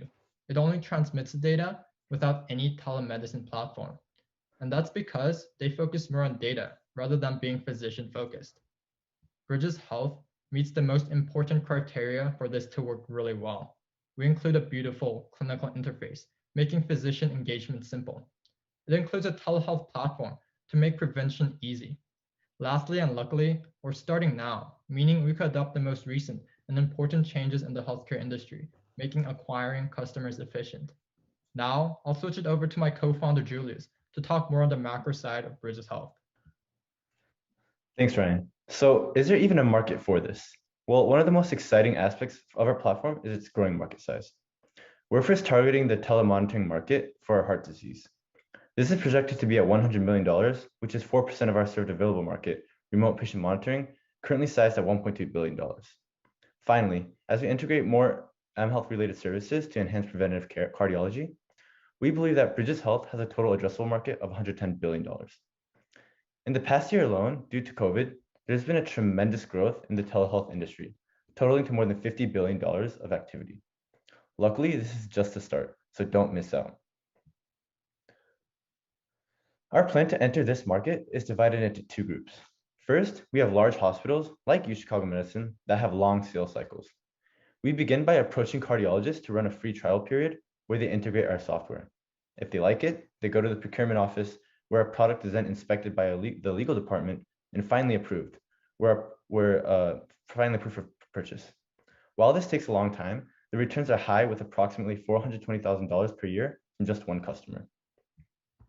During these longer sales cycles, we also target smaller clinics, which are much easier. This is because there's less inspection and only requires the approval of the CFO and head of HR of the clinic. While this brings estimated revenues of around $14.25 per clinic, there's also many more clinics that we could target, which we can conduct during the longer sales cycle of the large hospitals, meaning that we don't waste time and target all the customers that we possibly can. In terms of our unit economics, as a SaaS company that sells to large hospitals and ACO organizations, we are estimated to have an average customer acquisition cost of $96,000 per customer, which depends on the clinic size. As our pricing model is based on the patient coverage size for hospitals, we are expected to generate on average $286,000 annually from customers. The average cost per patient for the hospital is around $13, and the estimated size of the patient population for a hospital in a year is around 22,000. This gives us a 57% profit margin, which puts Bridges Health at a healthy margin range for a sustainable revenue model. Based on our accessible customer market size, which we have targeted specifically to ACO organizations or clinics that are transitioning to value-based care, we are projected to generate $2.1 million in revenue for our first year after launch, and then generate roughly $100 million by 5 years end. This shows a massive growth on the digitized health industry, giving us a CAGR of 161%, showing opportunity for lucrative returns. In terms of progress, Bridges Health started June of last year, where we engaged with over 50 physicians and clinics, in which 85% were interested in using our product. In terms of development, we have completed our mobile app prototype, and our developer team is working diligently on the web application, which is estimated to be finished around mid-March. From then on, we look to rigorously beta test. Currently, we have 3 physicians from UC Irvine Health, Duke Medicine, and here at UChicago Medicine that are willing to pilot our app. We will begin in Chicago, where Dr. Elengat, one of our advisors, is looking to conduct a QI research study to validate our app. By February of 2023, after a series of pilot tests, we look to launch in the greater Chicago market. From there, we look to grow and plan to expand into ACO concentrated regions. Now, let me tell you why we're the team to get this done. First, Ryan and I are experienced in medical research related to cardiovascular diseases. And in fact, we're going full time to pursue this venture over the summer. Our CTO, Jay Lee, is an experienced programmer from U of I Granger School of Engineering who is spearheading the development process. But our greatest strengths come from the experienced advisors who will help validate and launch our product. Dr. Francis Elengat is an academic cardiologist at UChicago Medicine who will help lead clinical trials and pilot testing in Chicago. Second, we have Alex Lin, a Booth student who has previous experience working in healthcare projects at Kearney. Lastly, we have Dr. Andrew Song, an internal physician at Mass General who has been giving us the vital information on the technicalities behind American healthcare. We believe that a strong team with complementary skill sets will lead to the success of Bridges Health. To create a compelling platform in a rapidly growing market, we're asking for $500,000 to help cover our initial development, maintenance, testing, legal fees, and launch costs. The COVID-19 pandemic has shown some of the major weaknesses in American healthcare and has finally accelerated the digitization of medicine. We believe that in the coming years, telemedicine can improve the quality of care, prevent disease, and make medicine more accessible to all social classes. Bridges Health is the first step to a central platform that can save millions of lives. Thank you very much, and we'd be happy to answer any of your questions. And we'll move right into the questions. So the first hand up I see is Judge Ellen.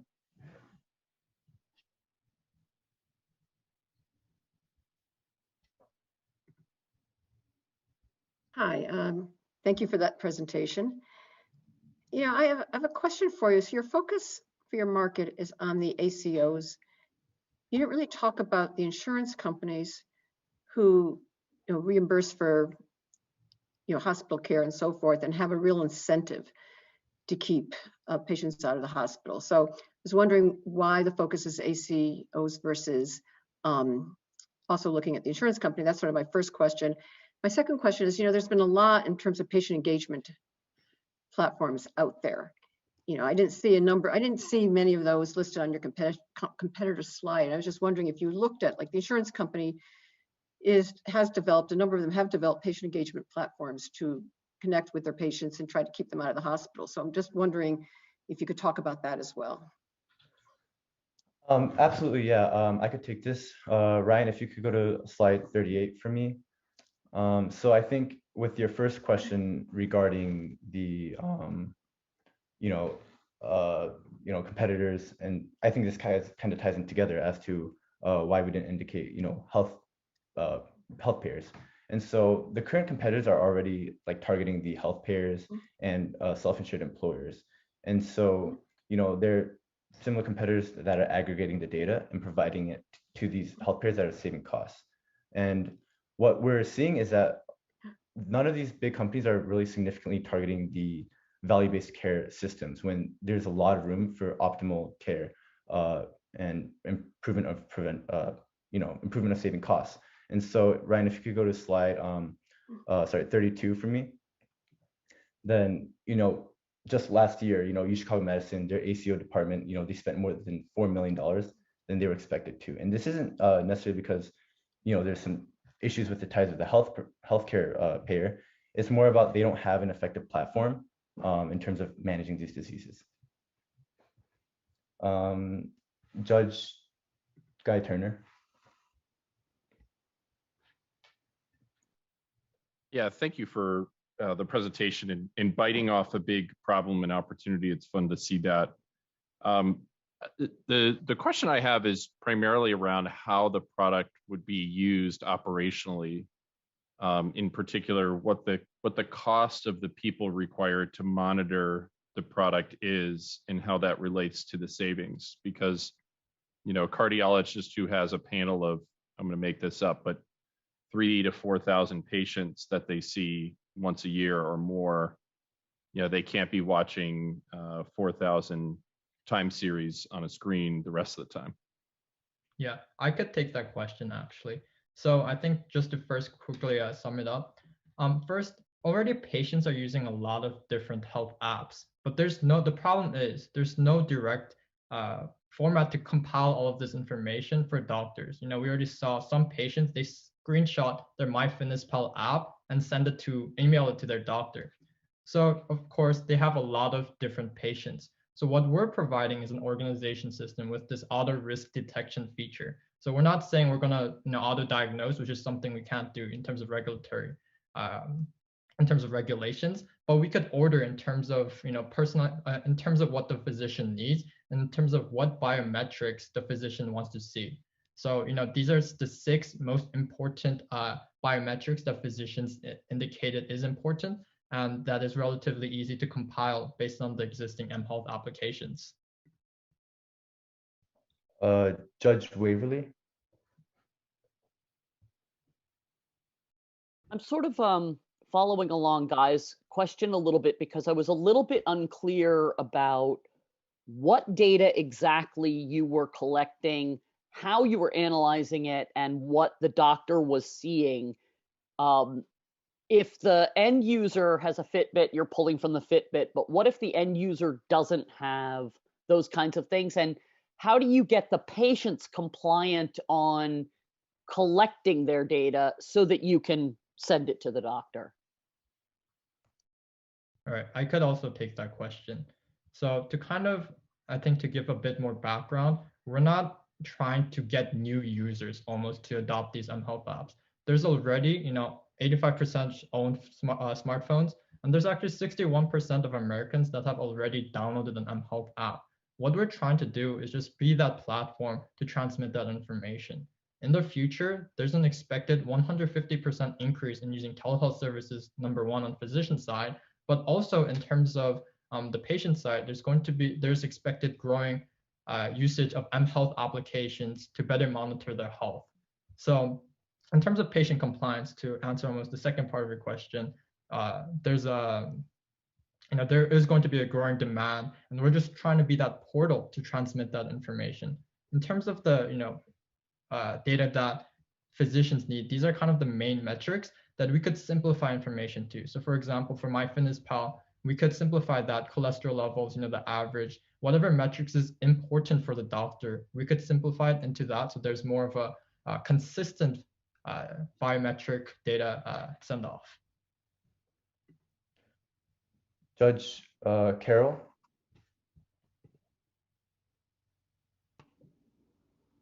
That may be me, Judge Carl. Carl or Carol?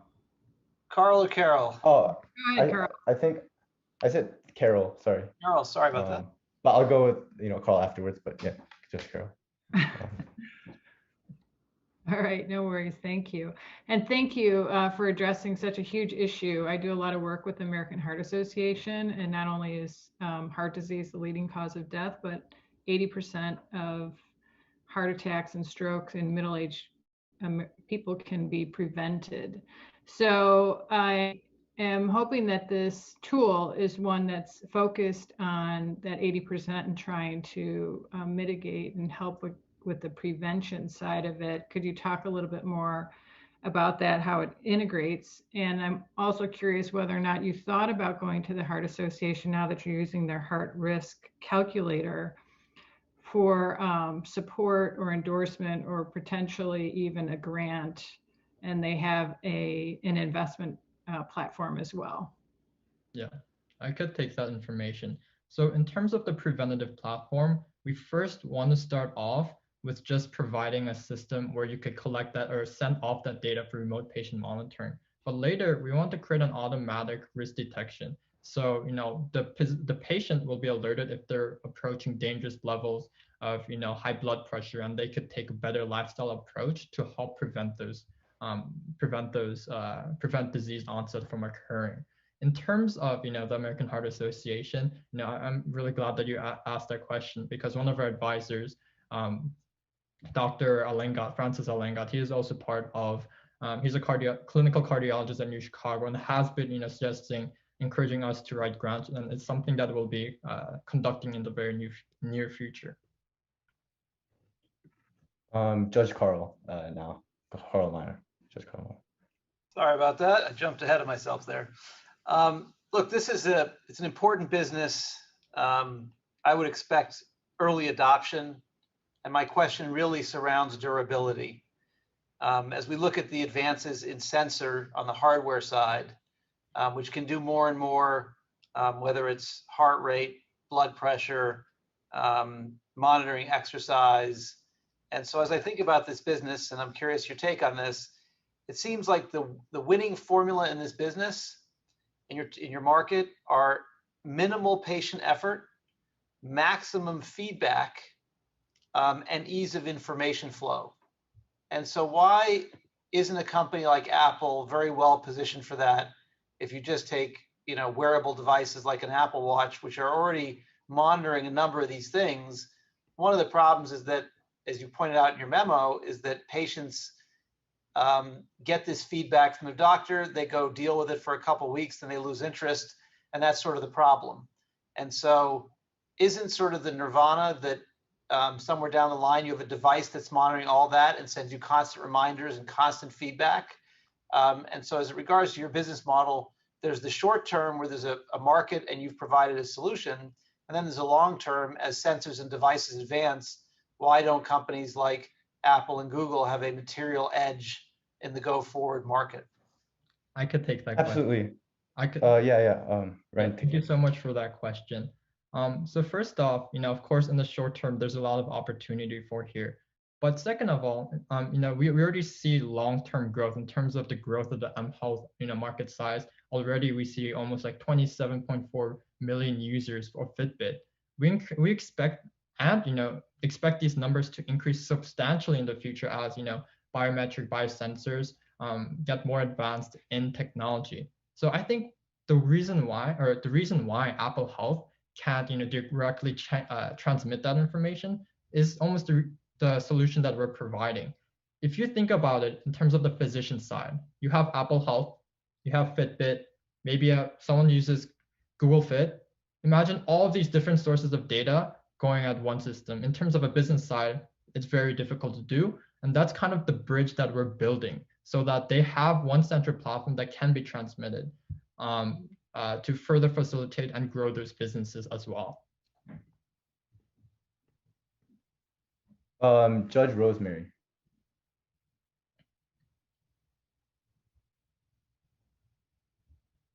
Sorry, I think you're on mute. Okay, sorry about that. Thank you. And really, it's an extension of Carl's question, and that is, I just finished reading the book Exercise by Dr. Charles Lieberman about why people don't exercise or considerations. And compliance clearly and continuation of providing the information to the physicians is a critical thing. Have you considered the gamification, so to speak, of the user input or interface? And it sounds that Strava, for example, has created a variety of different exercise communities. And it may not be possible in the areas of health and privacy, but are there ways that would encourage greater use and continued use by the patients? Yes, I could take that question as well. So that's patient compliance is such a huge problem, and if that wasn't there, then there would be a lot less heart disease deaths. So of course, I think that's why we're trying to simplify that information, collect that information, so that transmission is easy. But in terms of increasing like the question in terms of gamification, even that socialization aspect with Strava, we're actually running a qualitative improvement study here at the University of Chicago with Dr. Langat. And some of the key features that we're testing for is, if you use gamification, is there substantial increases? The other format was like monetary incentives. That may not be feasible in the future, but that's kind of another evidence or statistic that we're very much interested in, and that we'll be studying over this summer with our prototype. One last quick thing I want Maybe to add stickers work for adults too. You never know. Oh yeah, sorry. One last thing I kind of want to add to that is actually like most research studies indicate gamification notifications don't work effectively, and so we aren't trying to recreate the wheel with these mHealth apps. We're trying to take the existing population that complies to these apps and expedite their data transmission process to their physicians. Thank you. Judge David Appel. Yeah, really great job. This, I agree. Someone made the comment that this is, a great idea and very important. And, we need this, or we need something like this. And I'm probably just getting to the age where I may really need something like this. So hurry up. Okay. But I guess I'm taking this, or maybe I'm reading this wrong. And I guess I wanted to clarify. I'm seeing this sort of less as an EKG, empirical readings tool, and more helping you make the lifestyle choices to avoid the need for that in the first place. In other words, healthy lifestyle, correct the problem before it becomes a problem. Is that a misread? Maybe I'm putting the emphasis in the wrong place, but I'm seeing this as a behavioral tool, maybe like a Noom, and less like an Apple Watch and more like a Noom. Is that how you see it, or do you see it more as an empirical reading device? I think to answer that question, I could take that. It's almost both. So we're both, of course, you need prevention for doctors to use it, but more so it's really for doctors to see, what areas of their lifestyle is missing, and to provide, constructive and realistic feedback to make improvements. Julius talked about how like gamification doesn't work really well in terms of like these mHealth apps. One statistic we found that does help is that consistent feedback. So if a patient knows by the end of the week, that based on his lifestyle over that past 6 days, oh, I lived a healthier life, and now I'm on my way to live a healthier lifestyle. We found that increases patient adoption uses, which can further help preventative measures for these diseases. So almost it's for both scenarios. Got it. Thank you. All right, guys, I think that you are at time. Sorry to cut you off. I know you have a few hands up still, but we are going to try to catch up on some time now. So thank you, Bridges Health, for that great presentation. And thank you, judges, for the great questions. And just a reminder to go ahead and fill out your scoring sheets. So we have now gotten through our first 3 presentations at the CNBC finals, which means we're going to take a brief break. And I emphasize brief because we're going to try to make up some time during the break. So my request is that we reconvene at 3:55 p.m. Chicago time. So it's a little bit more than a 5-minute break to just take a quick bio break and then rejoin for our final 3 presentations. Thanks so much, and I'll see you back here at 3:55.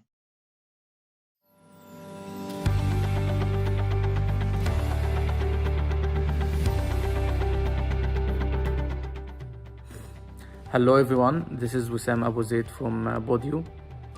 It's been 2 years already since I was in your place in the 2019 CNBC finals.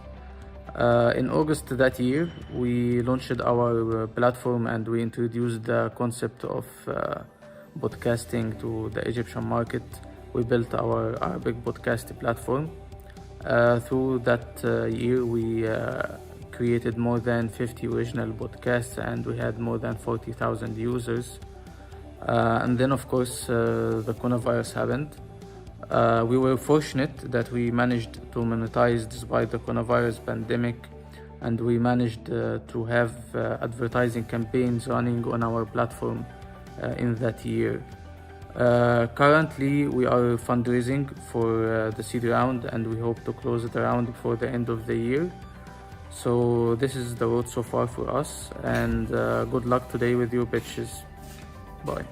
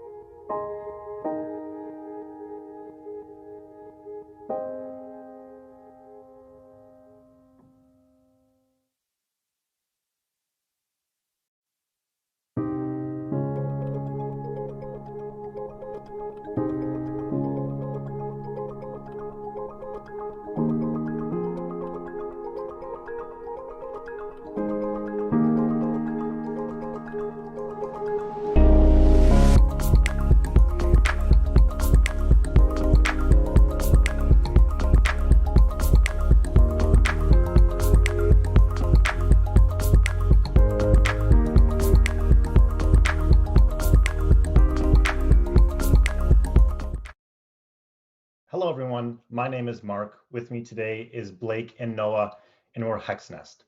At HexNest, we are preventing more injuries than foam. So this squishy stuff right here doesn't do a good enough job keeping people safe. And that really impacted me when I fell on a big foam gymnastics mat and I broke my spine. Now, this problem isn't isolated to just me. We see foam everywhere. But why is that? Quite frankly, it's really cheap. There's all these amazing solutions out there in helmets, but they're far too expensive to be practical. They're at the cutting edge of technology, but instead we're left using foam, which hasn't changed since the 50s. Now, foam is an unresponsive material, meaning it's going to behave the same way every single time. But that's a problem because we always need to be preventing acute and chronic injuries, and we need a material to behave different ways for each one.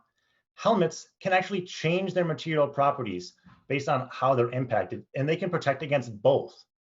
At HexNest, we are filling the gap in the market. We're delivering this elite technology for safety in helmets, but we're doing it at the cost of foam. Let me tell you how. We have developed a membrane which strategically restricts airflow, garnering the same viscoelastic response found in today's helmets for a slight additional cost to foam. You can see some of the products that we can make here today, and we filed a non-provisional utility patent back in June of 2019. Now we know our product is safer today because we test it using industry standard tests. The IIHS is the same organization that tests our cars. They developed the HIC test, and our machine is there on the bottom right. Using their tests, we're right around 25% safer, depending on what height you fall from. Come May, we anticipate being between 45 to 180% safer, you can see with this top curve. And that's because we have a rough prototype today, and we'll refine that come May. It's taken 3 years to get to this point to prove our product is safer, and we're proud of the technology we've developed. I'll now introduce Noah, who'll talk about how we'll sell and commercialize our product. Thanks, Mark. So we could go to market by putting this into our own products, such as gymnastics mats, building them from the ground up, and building our sales channels along the way. But this approach would limit our reach and is too focused on a small fraction of the market. Instead, it's faster and more profitable to partner with existing companies. Drawing inspiration from the Intel Inside model, we'll be embedding our products into the offerings of existing companies. To gain these partnerships, we will need to establish credibility and build trust. We're going to do this through Department of Defense programs and trials in adjacent industries. To give specific examples, we see one potential application in the automotive sector as headrests. We also spoke to a Chinook helicopter pilot with 9 years of experience and learned that there's immense potential to improve chopper seat cushions, which are replaced every 3 to 4 months. Moving on, we have seen this Intel Inside approach actually work in our industry. Taking MIPS as one analog, they've developed a thin liner which can be placed inside existing helmets.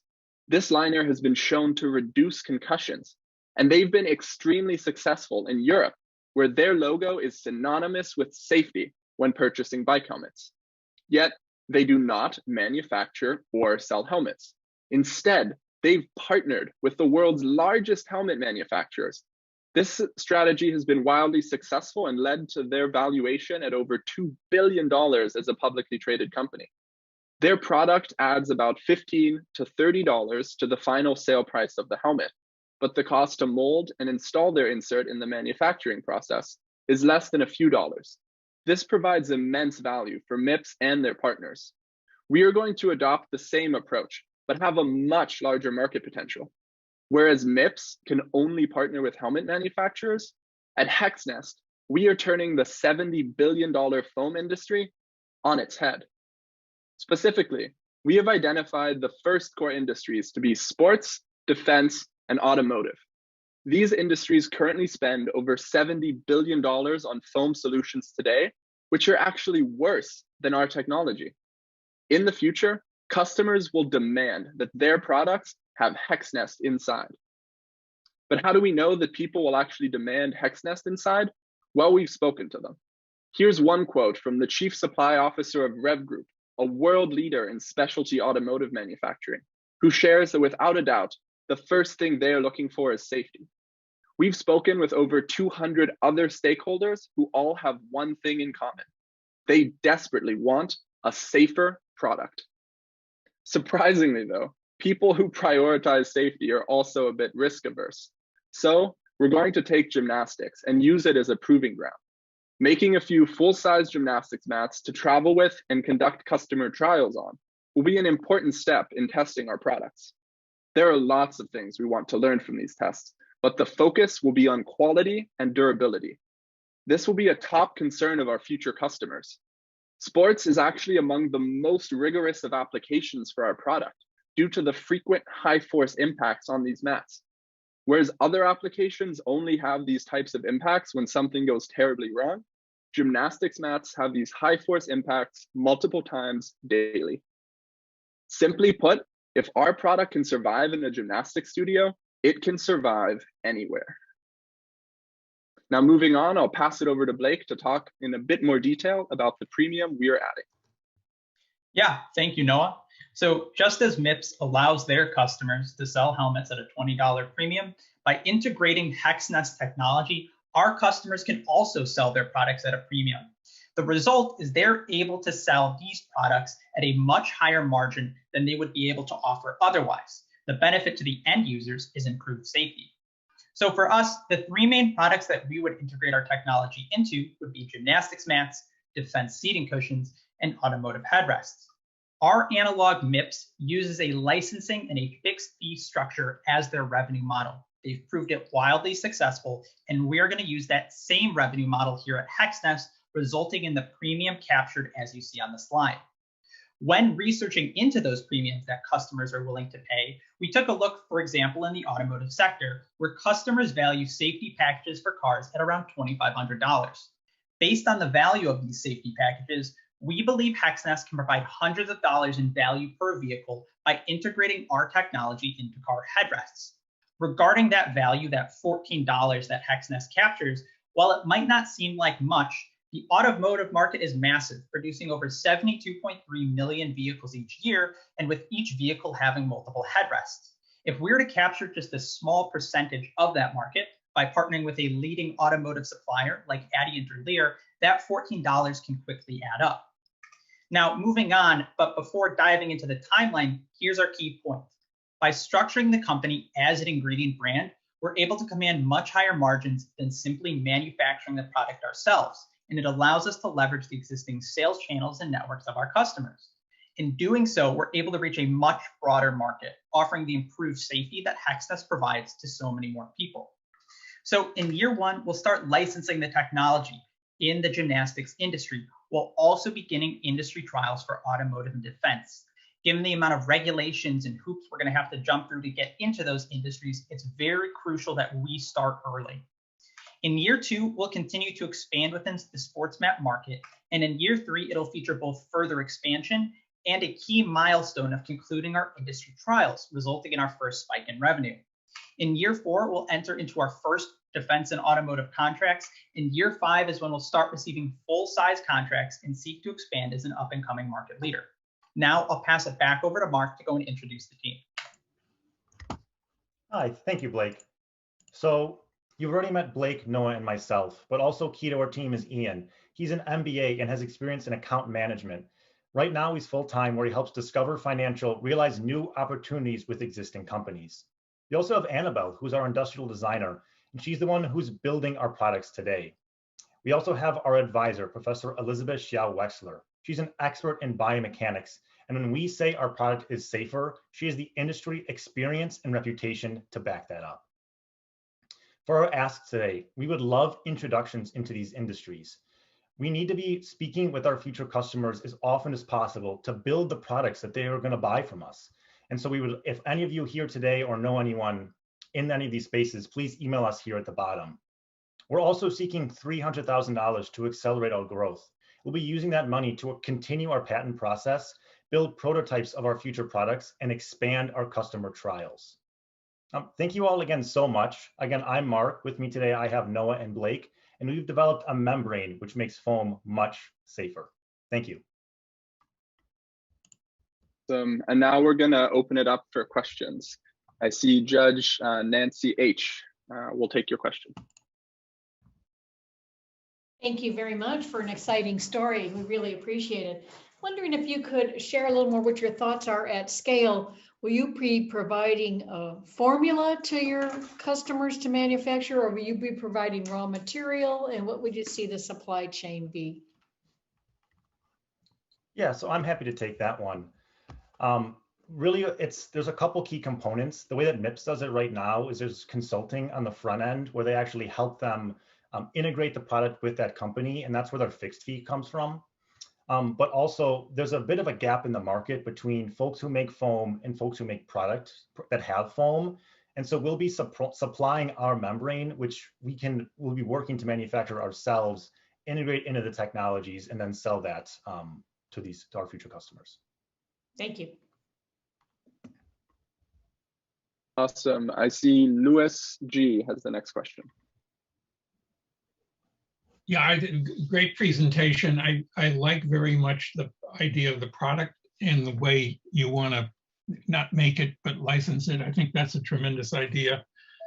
I have a couple questions. One is, your success really depends upon the marketplace accepting that this increases the safety of the products of the people you're selling them to. And I'm not sure how easy that is or how you go about it. The other thing I'd like to know is, you filed for a final patent, not a provisional patent. Are your lawyers telling you that this is a strong patent and they think you're going to succeed? And I wonder whether you don't need more money, because I think what you're doing requires a really long runway. Yeah, so there's a couple pieces there, but for our patent, it is a non-provisional utility patent. We have that filed and we're waiting for office action, which we're expecting between 6 and 12 months from now. And for this defensibility, it's really rock solid. We've spoken with him, our patent lawyer, and we're really excited about what we're protecting. And then help me, Louis, with the second part of your question. How do you prove to the marketplace that this is definitely safer product, so they know they can get these premiums when they sell their own product because they say they have hex nest inside? I think slide 5 is going to be helpful for this one. So we use industry standard tests. So for example, a product that I'm really excited about is car headrests. I can confidently say today that our material would make a car headrest safer because we've tested our product's improvement of foam. So there's foam in a headrest, and it's really vital if you get rear-ended to prevent a concussion. And so right here, as we sit today, our product can make a headrest about 25% safer. That's that black curve, depending on the speed or the drop height in this case of the impact. And we anticipate with some small changes to our design and some refinement to be getting extreme improvements in safety, which will really move the needle for folks in the future. But how does the car buyer know that when they get the headrest that has your product, that it's better and they're willing to pay more for it? That'll be a key component of our brand. The way that MIPS does it right now is through every sale that they make, they take 7% of that revenue. That's our analog MIPS, and they put it back into the business to educate customers and get them to demanding the product. So that's sort of the pull aspect from our customers. And we'll also have a push aspect as well of us getting into those manufacturers as well. Contact me offline, because I can put you in touch with someone in Detroit in the car industry who might be helpful to you. That'd be wonderful. Thank you so much. Yeah, thank you so much for that. Next up, I see David Appel has his hand raised. Yeah, my virtual hand is getting tired. No, thank you. That was great and really fun. What a fun idea. Can you explain to a non-STEM guy why this is better than foam, or how this is better than foam? You know, I get it. There's a safety test, but why does this work better than foam? If you could just explain in small, short words. Thanks. Yeah, great question. I'm happy to take this one. I also don't have an engineering background, so Mark and Blake, as the engineers, have spent some time explaining to me. Basically, it combines the best of both worlds. Currently, with gymnastics mats as a specific example, you have to pick between the types of mats that protect you from chronic injuries, such as sort of shin splints, ankle pains, things like this, as well as more acute injuries like breaking your spine. And because we're using this membrane, it really captures the physical properties that are best from both of those types of mats. And one example that I've found somewhat helpful is something to do with like water. If you hit it from higher up, it feels quite different. That's a bit different physically from how our product's actually working, but just for someone without the engineering background, that can sometimes drive home this point that it feels different depending on the impact. Cool. Okay, so just to sum it reacts to the speed and force and properties of what is striking it, and might react differently. Well, definitely reacts differently than, let's say, styrofoam or something, but it has properties which limit or reduce damage in certain conditions. Yeah, it gets harder or softer, basically. Thank you. Cool, thanks a lot. Great, and next up, I see Alyssa J. Great, thanks everybody. Help me understand, I saw in the financials, there was quite a big jump in commercialization. I think you went from 300,000 to 6 million, and then you kind of continued to jump quite drastically. What has to be true in order for this to happen? And what level of confidence do you have that you can go from 6 to 22 to 73? I can go and answer that one. So really the main driver is twofold. One is initially going and entering into those contracts with defense and automotive suppliers. That's kind of that first driver that'll be kind of popping out. And that's that first spike of revenue in year 3. That'll be after the conclusion of the trials that we're going to be starting very early on. From there on out, as an ingredients brand, since we're outsourcing the manufacturing, it allows us to go and scale a lot more rapidly than if we were to go and manufacture it ourselves. So we're very optimistic that by having the experience over the course of those 3 years, especially in gymnastics, that we'll have a solid understanding of how to manufacture the product at scale, make sure that we have that quality control that we need. And so from there on out, we can just continue to go and outsource, have everything built up so we can really just have a large push in years 3 to 5 to go and get that large spike in revenue that you see. Great. And up next, I see Waverly. So guys, I'm feeling very unintelligent here, but what exactly is this membrane? Is it a new nanomaterial? Is it a combination of materials? Is it, I'm trying to understand exactly what it is. And as far as going to market, you mentioned making the material so that the foam can be wrapped. You mentioned licensing.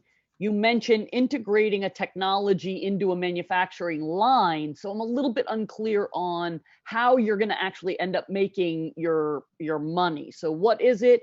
And then what exactly are you selling? Thanks. So I'll take the first part and I'll let Blake answer the second one. The product itself is a textile. It's a fabric, and we put a thin layer of plastic over it. And with some smart stitching and shaping it well to the foam, if that's what our product is. And I'll let Blake answer the second piece. Yeah, so regarding the actual structure itself of how we're actually making money, we're going to be doing a licensing and fixed fee structure.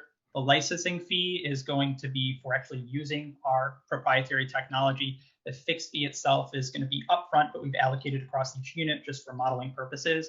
And that's going to go and cover both machinery expenses that we'll need to go and wrap the fabric, as well as just part of the manufacturing cost. Together, those two fees go and result in our per unit revenue that you see. The expenses are related to manufacturing the product, shipping it where it needs to be, as well as an allocated advertising cost to go and help build the brand on the end consumer level, resulting in the gross profit that you go and see here for each individual product. Awesome. I see Mark Teba has his hand raised. Hey guys, how you doing? Thank you very much. Great presentation, but as Waverly picked up, a little confusing. I mean, let's just looking at your unit economics here, your revenue of $60, expenses of that. I thought I read somewhere that you were actually going to be manufacturing the mats for $625 and selling them. It seems like in some cases you're talking about selling the mats. In some cases, you're talking about this licensing. Do you already have a mat manufacturer that's caused you to want to change your idea on that, or how's the disconnect happening? So we actually pivoted recently, and when we submitted all the business plans to all the judges, that was, you read some outdated information basically. And so we've been actively putting together this new plan. And so when you mentioned existing mat manufacturers and interest, I actually just got the ear of the head of R&D, who's the VP over at TumbleTrack. It's one of the US's leading mat manufacturers. And so I should have a call set up with him next week to talk about some sort of licensing deal or partnership with TumbleTrack. And then the other part of how we make money, it's going to come down to having conversations with these individuals and figuring out where we plug into their supply chain. And so what MIPS has done is they have consulting fees up front, and then they just completely step away. It's probably not as may not be capable of doing that because our manufacturing is more integrated than what theirs is. And so it'll be more of a case by case basis, but ideally we'll take a step back as much as possible, and it'll depend on a product by product basis. So, but Mark, I remember you at COSAT. I've seen you around U of I for a while, and I appreciate your conviction to this issue. What did you see recently that caused you totally to pivot away from gymnastic mats to now this licensing structure, besides learning about MIPS's model? Yeah, it just felt really limiting. It was going to be really hard to grow this business and really scale it up with producing entire mats and selling it.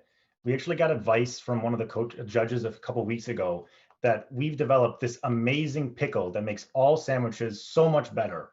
What are you doing figuring out how to make the bread, make the patty, all this other stuff? Just make your pickle, give everyone else your pickle, and have everyone have the best sandwiches all the time, which I thought was kind of silly, but helpful. It works as long as you can get as long as you get sandwich manufacturers to put your pickle on the sandwich. All right, thanks. Thank you. I see Carl M. has a hand raised. Yeah, hi guys. Very interesting presentation. I guess my question is, I mean, you're talking about a major undertaking, developing the relationships with the auto OEMs and mat manufacturers and all these other parties. And I have a very good relationship with a large foam manufacturer, as an example. Why not just develop the relationship with the foam manufacturer who already has the relationship with the OEMs and the military and all these other constituents? Aren't you just recreating the wheel? Why don't you develop one relationship that can attach to a lot of different product types, and then you can move on to your next startup?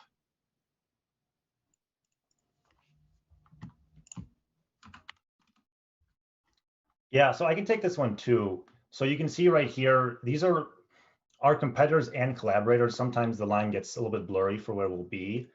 And so we could definitely partner with a Covestro or a Dow or a Henkel or some of these other folks that create the chemicals for foam the product, and then distribute it.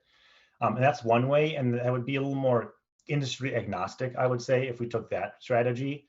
We also could partner with Avient, Lear, or CVG, and after they have their existing foam suppliers, we then work with them, get our textile integrated into their products, and then they are the ones that actually sell their interior products, seats, headrests, et cetera, to the auto manufacturers. And so depending on where we go, we could take more of a push strategy with Covestro and some of those folks, a pull strategy with someone like Ford that would ask to have our product in. I don't think that's as likely, or maybe somewhere in between with these Avient, Lears, and CVGs.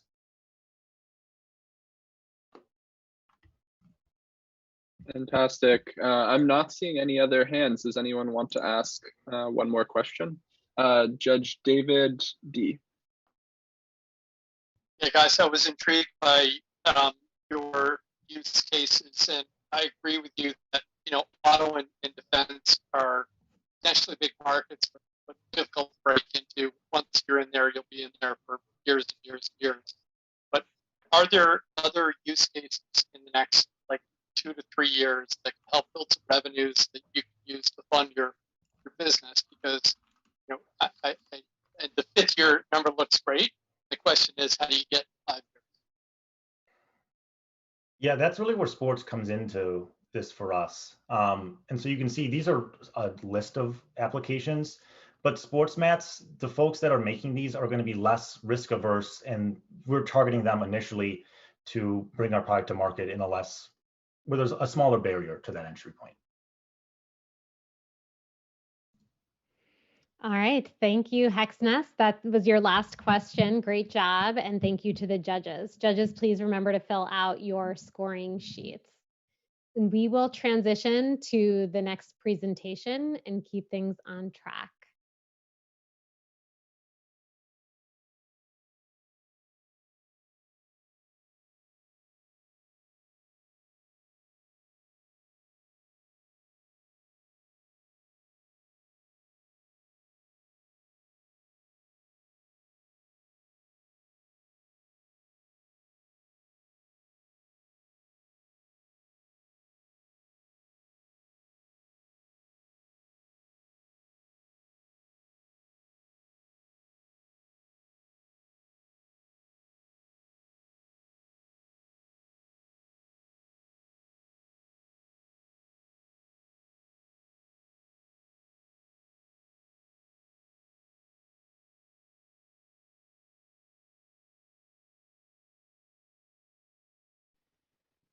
Good afternoon, everyone.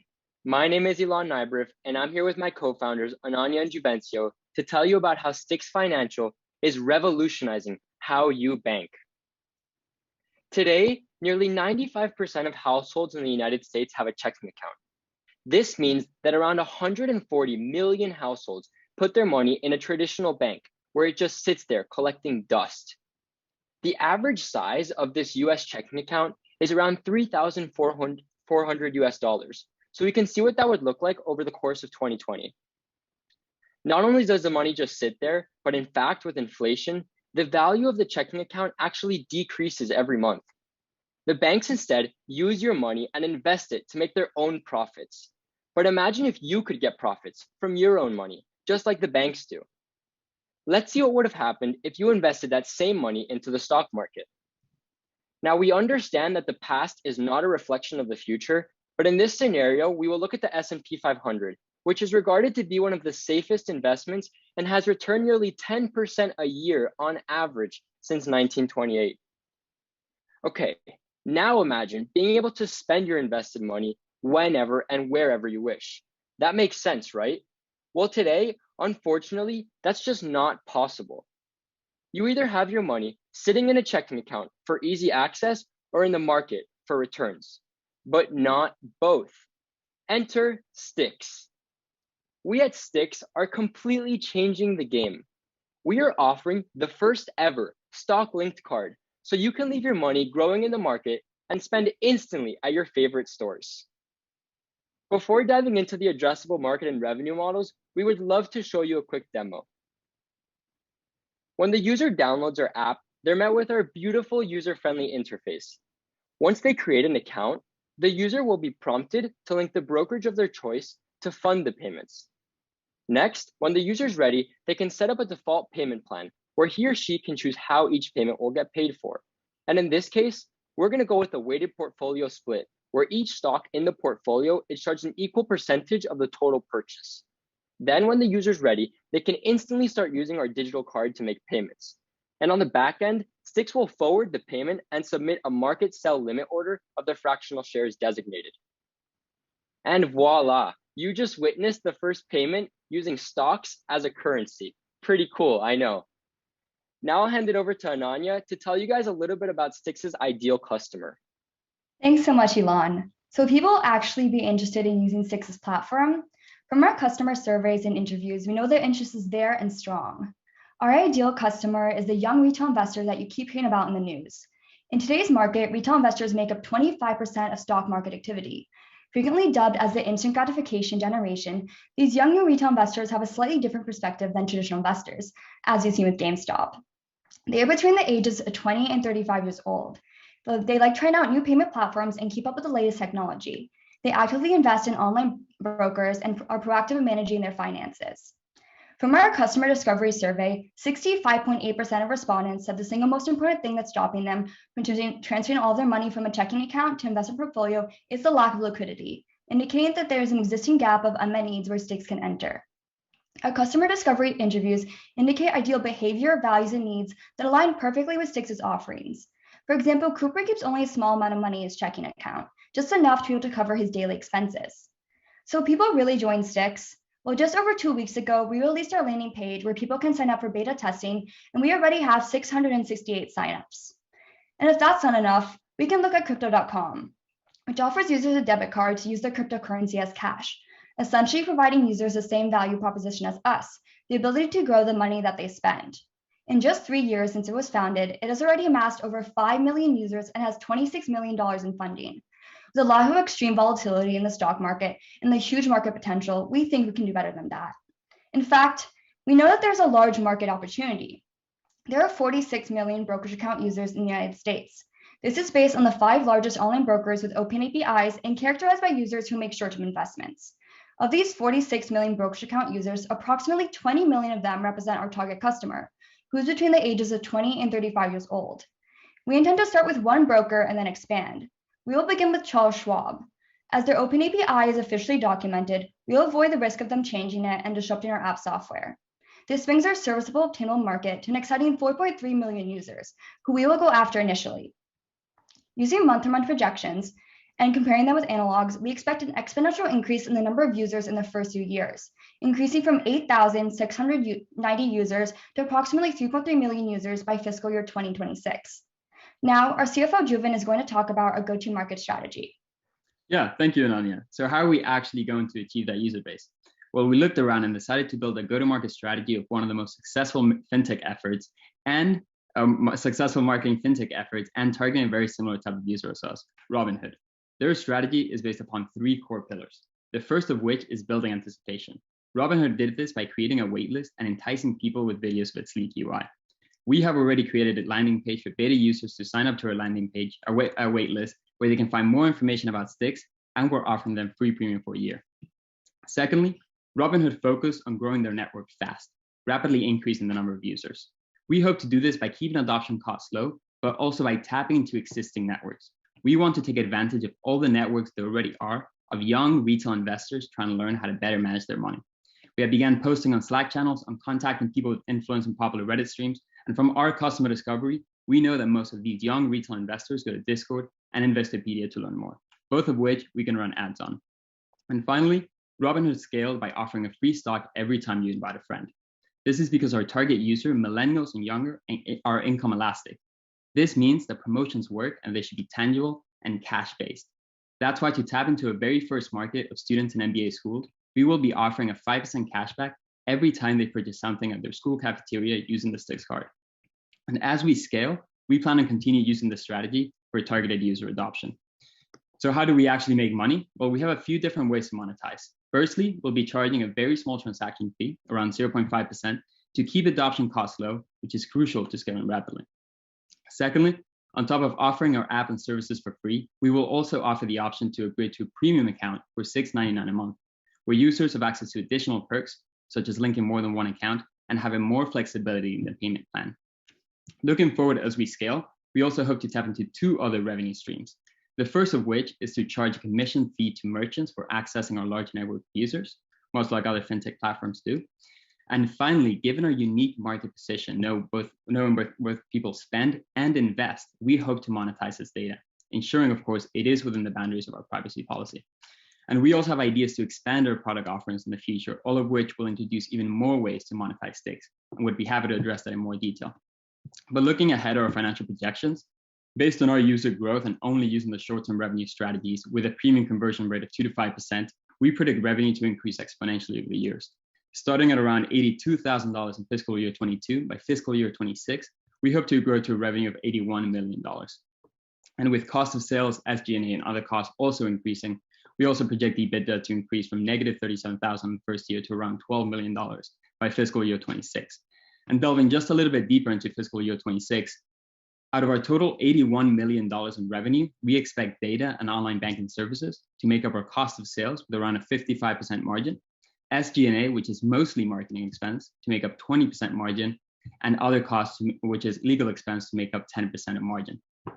This leaves us with an EBITDA of approximately 15% margin. Now, so far, we've made significant progress on both the business and our product. Looking ahead to the next few months, We want to continue developing our platform to launch Stix to our eager beta testers as soon as possible. Along with finalizing our bank partnership and legal requirements pre-launch, we expect to officially launch early October. In order to do this, we need your help. We are asking for $190,000 in investment, most of which will go toward the software development, the legal expenses, and marketing expenses. Now I'll pass it off to our CEO, Ilan, to sign us off. Awesome. Thank you so much, Juven. We will leave you guys with this. We have the unique experience and expertise in software consulting and finance to get this job done. Our team is fully committed to developing Stix. In fact, I've decided to stop recruiting and will continue developing Stix full time. We also understand that we may need some support along the way. So we've recruited this talented team of legal and finance advisors to make Stix a success story. Stix is a payment platform that allows you to make payments by using your stocks as cash. Thank you guys so much for your time. We would love to take your questions. And while you wait, feel free to scan and sign up for our waitlist today. Judge Carl Myers.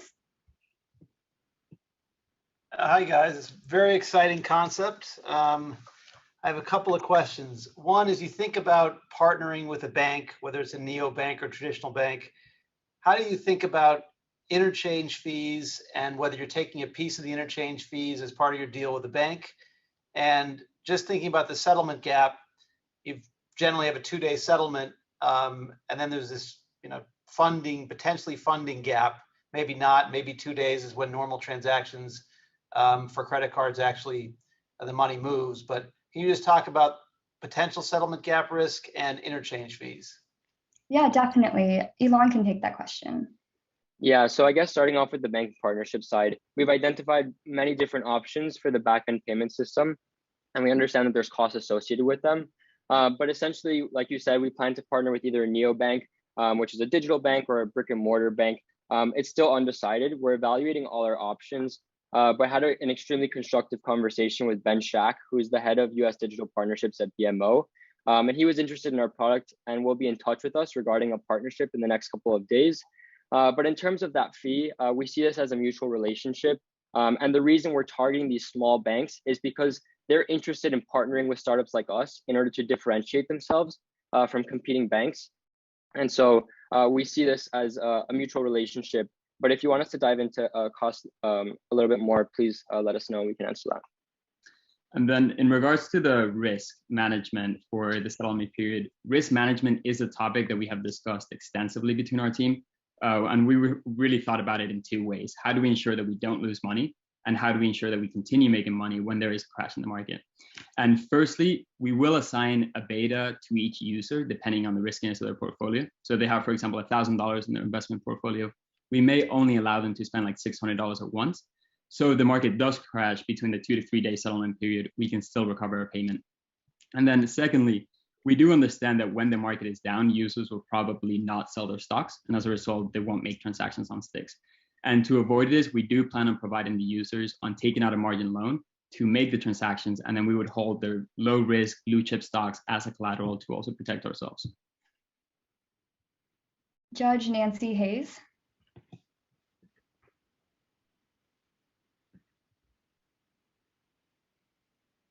Okay, moving on to David Segura.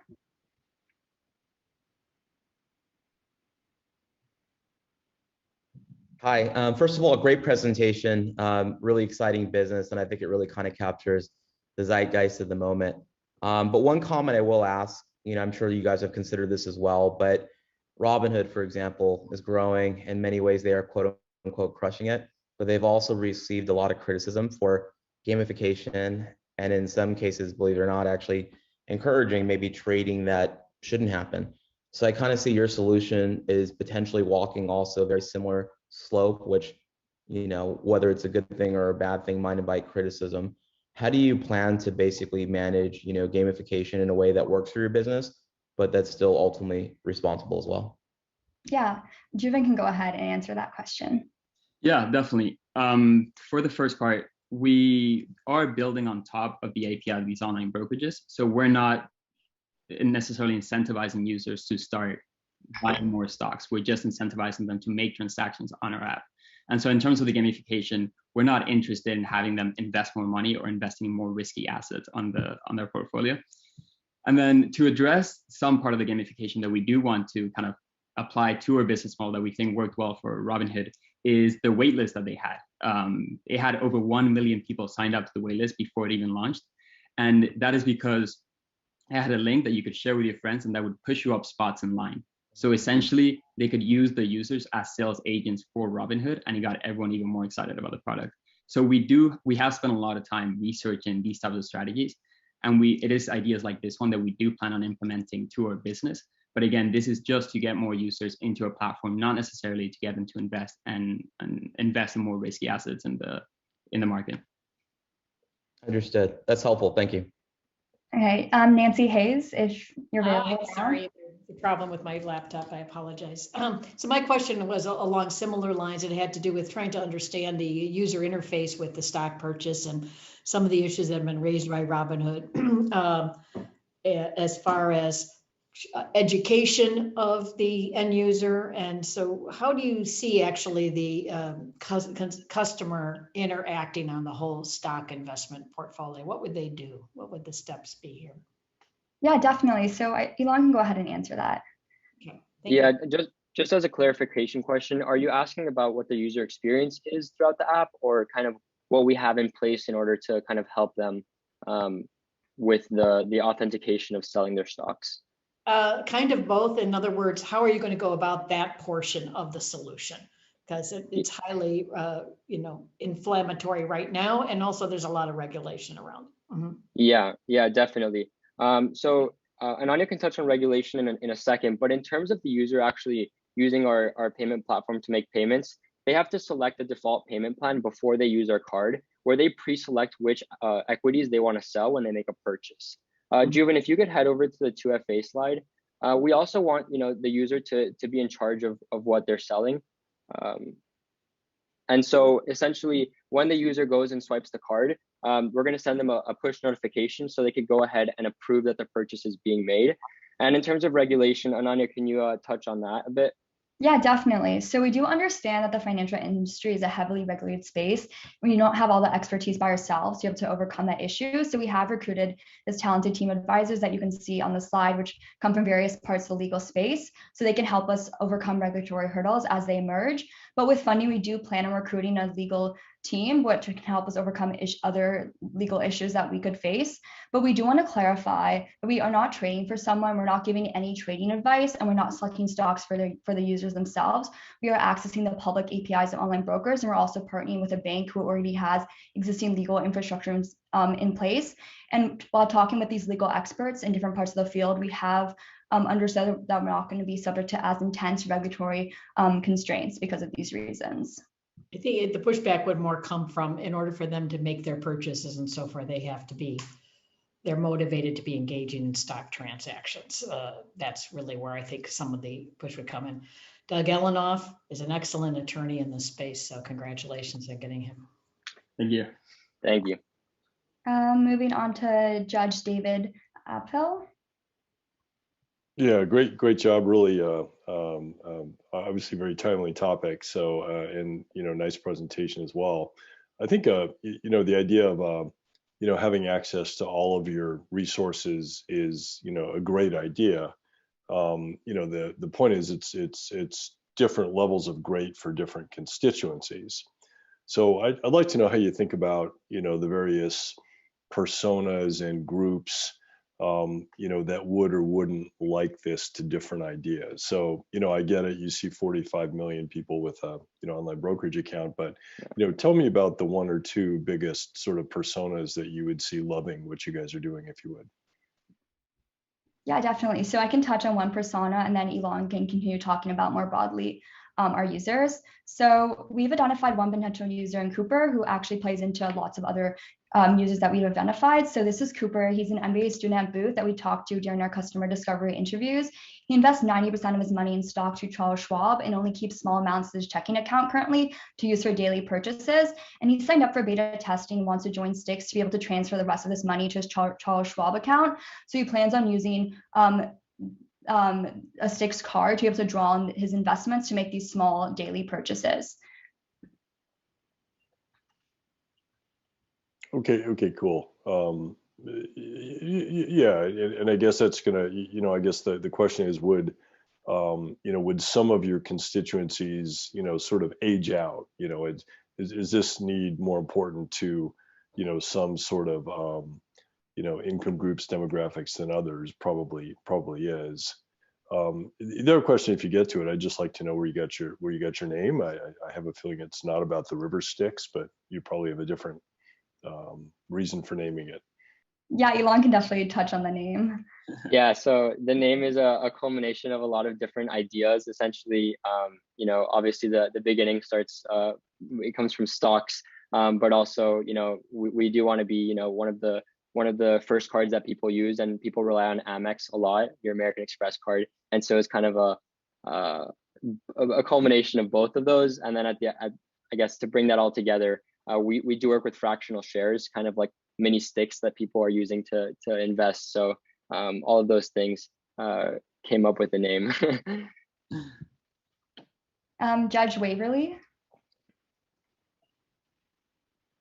Hey team, super exciting stuff, and I think you're really on to something, but I'm going to ask what it seems to me to be a dumb question again. If I recall correctly, with my own online brokerage account, don't they charge a fee per trade? And if I'm using this as a consumer, I'm buying things that are probably less than the price of a share of stock. So do I end up doing a ton of trades and racking up a bunch of trading fees? Explain to me how that works. And then as an alternative, would this work as a stored value card for Cooper to keep his balance low, and just every time it falls below a certain balance, it's topped off the brokerage account? Would that be an alternative way for this to work? Yeah, so I think Elon can start about talking about the fees, and then Jimin can add on to the remaining questions. Yeah, so in terms of the fees, actually a lot of firms are now moving toward commission-free trading, because Robinhood really was a disruptor in the space, and a lot of firms have followed. And so initially we're targeting open API brokerages that have open APIs that allow fractional trading and that have zero commission fees. So those are all things that would deter essentially people from using our app if there were fees. But in that case, we wouldn't be dealing with that. And we do see, the user as someone that's making a lot of transactions, as you mentioned. The only thing that we would like to say on that topic is that people are concerned about taxes, which there is no escaping taxes, and we're well of that. The most important thing that we'd want to share with you about that is that, you're being taxed on returns that you wouldn't have with your money just sitting in a checking account. Crypto.com has a similar business model where their users also face a tax concern. But essentially, Crypto.com's users are also being taxed on, the profits from their cryptocurrencies, which are the same as those on stocks, and they've been successful nonetheless. So we hope to follow in their footsteps. So hopefully that answers the majority of your question. If we missed a part, please follow up on that. Okay, moving on to Carol Branson. Hi, thanks. Great presentation, and I think you've nailed the demographic. My sons are very active, and they're around the age group that you've described. I think it's fantastic that they're getting engaged in investing so early on. I am curious as to where exactly you are in the technology development. You talked a little bit about raising $190,000, I believe, sometime in the fall, and if I remember correctly, the revenues were scheduled to start in 2022. What are the specific steps that you see needing to take place between now and then? And to the point that was brought up earlier about maybe people aging out in terms of their level of connection to this sort of platform, have you sensitized your adoption rates in your forecasting? Yeah, so Elon can go ahead and answering the first question. Yeah, so in terms of kind of our software development and our ask, they kind of go hand in hand, and we can flip back to the ask in a second. But the beauty of our product is that we're building in a space that has so much infrastructure already built out. So we like to say that Styx is like a bunch of Legos being pieced on top of each other. And that's because there's three main pillars to our operation. Firstly, the user interface, which we're currently working on contracting a mobile app development team. So Sujal Developers is currently going to be working on that with us. Secondly, we're going to be tapping into the brokerage account, brokerages that have well-documented and robust APIs. And that development is being spearheaded by our CTO, Johnny, who has extensive experience in API development. And then lastly, we plan on partnering with a bank that has an infrastructure to build our account and payment structures, as well as issue payment cards for us. And as we mentioned earlier, that's something that, we're still looking for that partnership. So if anybody is listening and has a network that they would like to share with us, we really appreciate it. But those are the 3 steps that we need to develop. And so far we've started on all 3 ends. Yeah, and then Juven can take the question about whether we've included this factor of users aging out in our projections. Yeah, thank you. So we're targeting users between the ages of 20 to 35, which is quite a good age range for us. And we projected the users to kind of age out after 5 years. So our LTV is projected for 5 years. And then we also expect to target the younger type of consumers at the start, who are more likely to be the early adopters.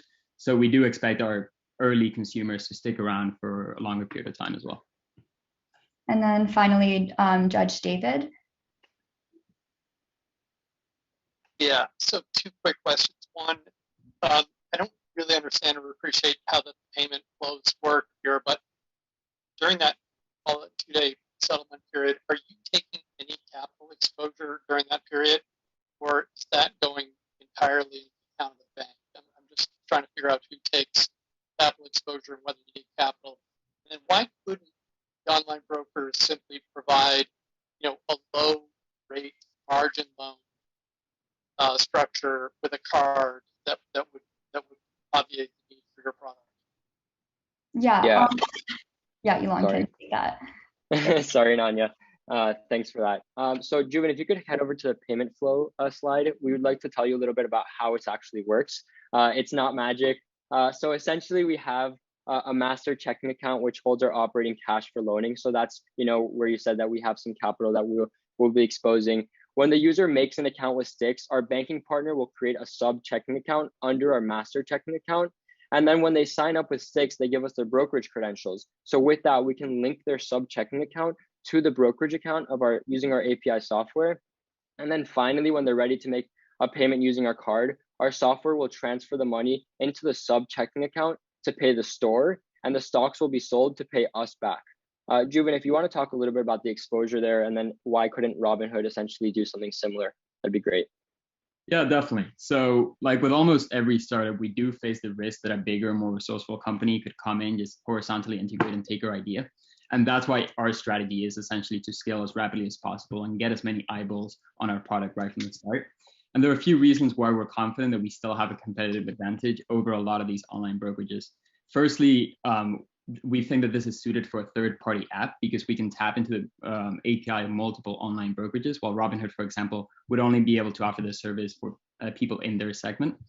And these companies also typically have a cash management account linked to a debit card, but we offer a completely different value proposition because we are offering instant liquidity. And then finally, from talking to a lot of experts in the field, especially legal experts, companies like Robinhood are under a lot of regulatory scrutiny. And for example, Robinhood is trying to, or has been trying to expand into the banking sector for a long time, and they struggled a lot. So we think that them trying to expand into payments, an entirely new sector, will be very hard for them as well. Yeah, so I think time is up. So thank you so much for all of your questions and for listening to our presentation. Yes, thank you. Thank you, Team Stix. Great questions and great presentation. So judges, please remember to fill out your scoring sheets. And we are on to our final presentation of the day, which will be the Team Ivy. So Ivy, when you guys are ready, you may go ahead and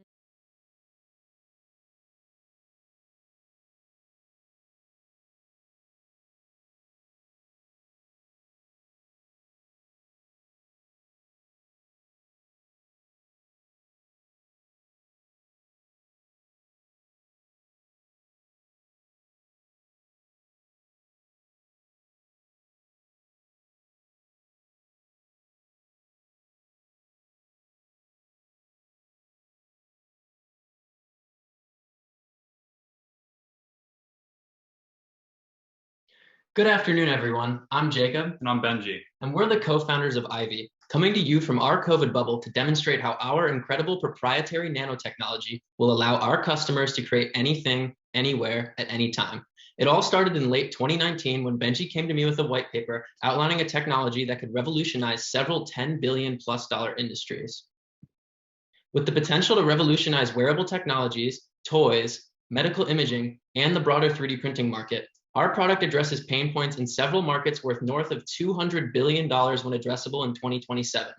Benji and I got to work on our core nanotechnology, and after about a year of tireless design work, we developed a revolutionary piece of hardware. Now, let me introduce our incredible technology, and then we'll get into how our product's technical capabilities have the capacity to be a game changer in physical product design.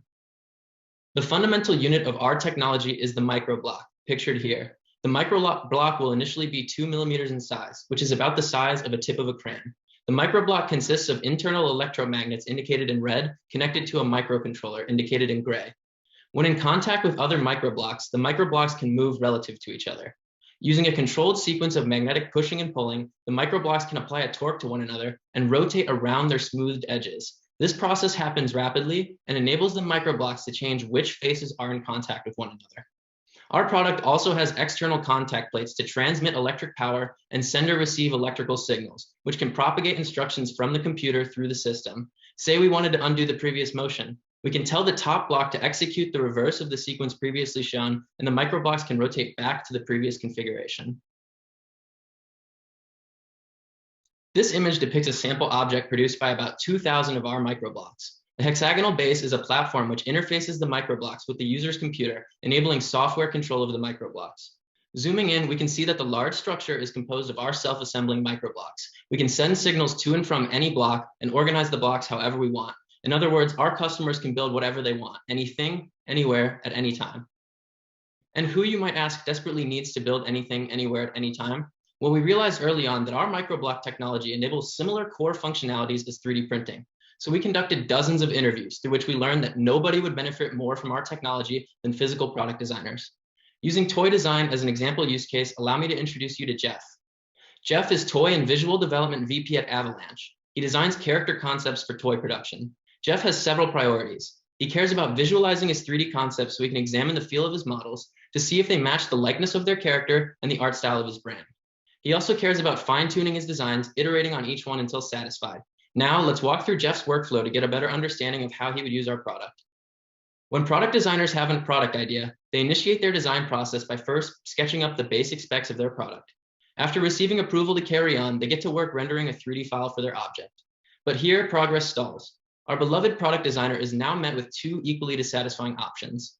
Either they send their 3D file to a 3D fab lab that takes several days to print the design at a high price, or they use their company's 3D printer and have to deal with high failure rates, hour-long wait times, and complicated software. And if they get one small detail wrong, they have to edit their design and go through the whole frustrating and time-consuming process again. The modeling component takes more than 2 work weeks per iteration, with 3D printing functioning as the ultimate bottleneck. This is where Ivy comes in. By enabling rapid prototyping via faster assembly of 3D structures and on-the-fly editing of those structures, Ivy cuts this iteration time up to 75%, saving designers valuable time and labor costs totaling up to $7,000 per employee per design. 3D printed modeling isn't just limited to toy design. In fact, it is used across a number of industries, including automotive, healthcare, aeronautical, aerospace, wearables, architecture, and in broader 3D printing applications. And for all of these industries, 3D printers come far short of meeting the demands of the more than 40,000 commercial industrial product designers, who make up 25% of the global 3D printing industry. 3D printed modeling is the fastest growing sector of the industry, currently evaluated around $2.7 billion with a 25% CAGR projected through 2024. Now, Benji will explain how Ivy's initial product will transform this annoying process into a value add for physical product designers. Thanks so much, Jacob. Our website, ivy40.com, is a one-stop shop for physical product designers. All new users have to do is look us up and select the Buy Now button, which of course at the moment says Buy Soon. Then our physical product, which will fit on their desk as does a normal 3D printer, will get shipped directly to their door. And now that they're an active user who owns one of our devices, their first step is to enter the Ivy Studio. From there, they can log into their Ivy account and connect their physical Ivy device via Bluetooth if they haven't already. Step 2 is to select the 3D design of their choice. They can either select one of their own 3D files or purchase one from a fellow Ivy user. We expect these sales, what we're calling our 3D marketplace, to make up a significant portion of future revenues, which I'll elaborate on more later. And once their 3D file is purchased on our platform or selected from their device, then they're done. Our customers can sit back and watch as their IVY device turns into their 3D design in minutes rather than in hours. Now let's talk about how we started building market traction for our product. So far, we've already built a sleek website that captures the simplicity of our product and gives a brief animation demo of our core technology. Within the month, we'll also have the full IVY Studio up so that anybody can hop on and get a thorough demonstration of our core technology and future product. We've also conducted a dozen 30-minute plus interviews to learn more about 3D customers and designer needs. Every single one of them have expressed interest in learning more about our product and wants a demo. And finally, in our initial engineering research, we found a very similar technology coming out of MIT that highly validates core aspects of our nanotechnology, namely its motion, as you can see here. Now let's talk about how we're going to build our product and get it to market. Our technological execution and go-to-market strategies consist of 3 phases.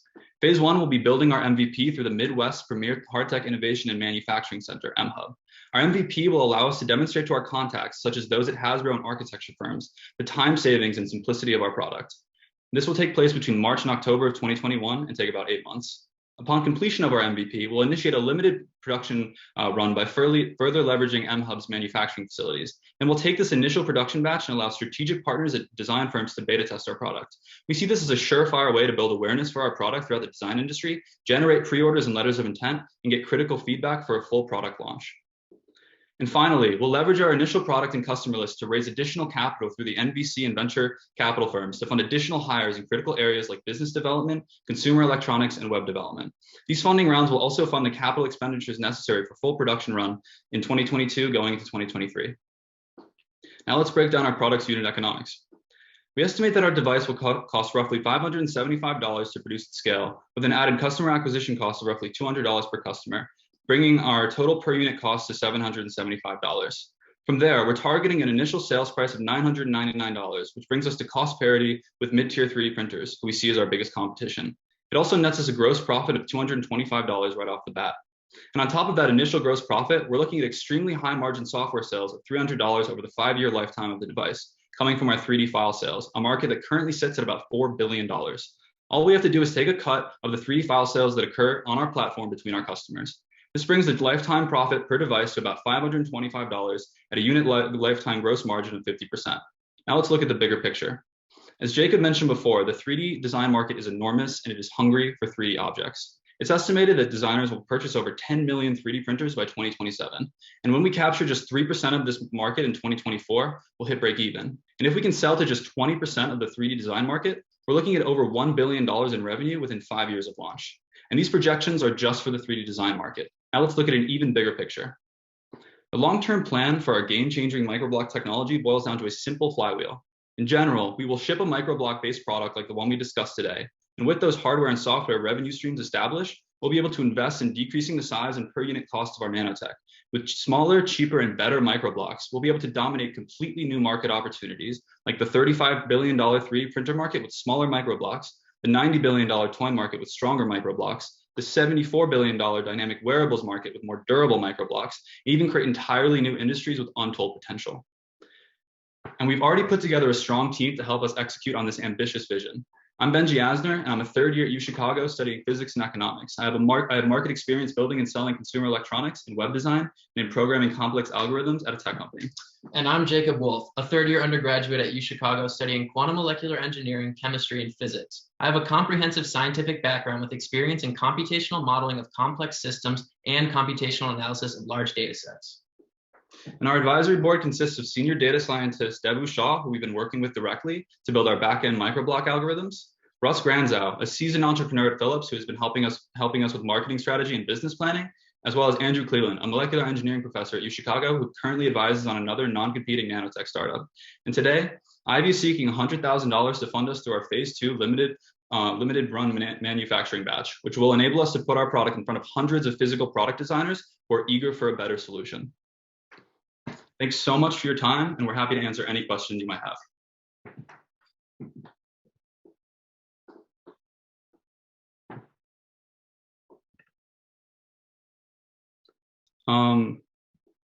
Guy Turner. Yeah, thanks so much. Really appreciate the presentation. In earnest, this is for sure one of the coolest things that I've seen in a really long time. And as with everyone else on this call, we see a lot of things. So great job on the idea. I'm curious because I didn't quite understand. You showed an MIT demonstration of something that isn't yours. Can you tell us a little bit about whether you have actually prototyped it all, and then whether there's any patent protection yet filed for it? Okay, we'll start by addressing the patent aspect of that question. Sure. So in terms of IP, we've already started this. We talked to our patent attorney on Monday to just get some updated information. So MIT does have a patent on certain aspects of their technology. So basically, our plan going forward is to do a feasibility analysis and just sort of secure that freedom to operate, because we're fairly confident, and Jacob will talk more about this, but we're confident that their core architecture is fundamentally different from ours. So that we'll be able to market in space. And Jacob will get a little bit into the granularity of that. Right. So essentially, the way they generate motion is fundamentally different from ours. They actually use an internal moving component to generate momentum, and then they break that component and transfer that momentum to the block to move it. We don't have an internal moving part, essentially, so we generate motion purely using electromagnets. And secondly, they send signals to their blocks using radio waves, and we do not do that. We do that completely wired. Yeah. But again, we're gonna be doing some extra work when we start to file our eventually our non-provisional patent within about 2 months. And to elaborate on what we've actually completed thus far, we've demonstrated several key aspects of our technology and our design, including the motion, the electrical contact plates. We've demonstrated that that's feasible and that you can send electrical power through the contact plates and transfer that to a block that is only connected through those external contacts. We've also created a pathfinding algorithm that can take one structure and create a step-by-step instruction to go from that to a different structure. Moving forward, we have manufacturing plans to build our product on the scale we would like to go to market at. Great. Let's go with Alyssa. Jay? Great. Thanks, guys. And great presentation. I'm curious more about your go-to-market and how you think about balancing direct-to-consumer versus B2B versus I saw, some of the distribution and channel partnerships. Mm-hmm. Where do you think in the early days you're going to have material success, and what's also going to drive the right economic balance?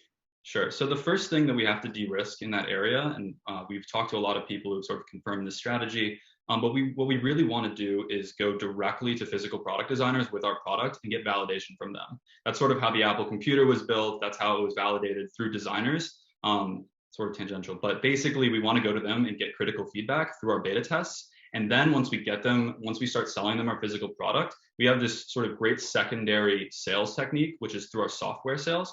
So because physical product designers can take their 3D files, put them on our platform, and sell them to whoever they want, we see that as a great opportunity to start introducing direct to consumer, because we've already built up this great network as well as a network effect behind that. So that's sort of the strategy there. Can you help me break out the market in terms of when you looked at your market growth and what would happen if you captured 20% of the market? Mm-hmm. Are most of those folks self-employed, or who are they designing product for? Sure. So that basically segments into two. There's, like you said, there's the people who work for there's the physical product designers who build their own 3D files. They make their own 3D files and they go through that process that Jacob talked about. That's the first segment. The second segment is people who sort of work at home and sell their 3D files on file sharing softwares like like platforms like CG Trader and Free 3D. So there's sort of two core demographics that we could cater to. Each one with our hardware and then one with our software. Thank you. Let's go with Mark Tebb.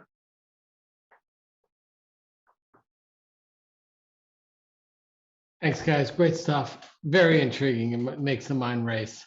As we look at this, as we think through this, you keep referring to product designers wanting to do it and how you're going to be able to give them a better experience than they currently get with 3D printers. And I'm trying to understand, because maybe I just didn't follow, how you're going to take these little 1 centimeter blocks and use that as a way to enhance the ability for them to quickly design something. Because it seems like once they've drawn it into your studio, it's the same as drawing it into a 3D printer studio. What value do you offer besides the cool opportunity for movement?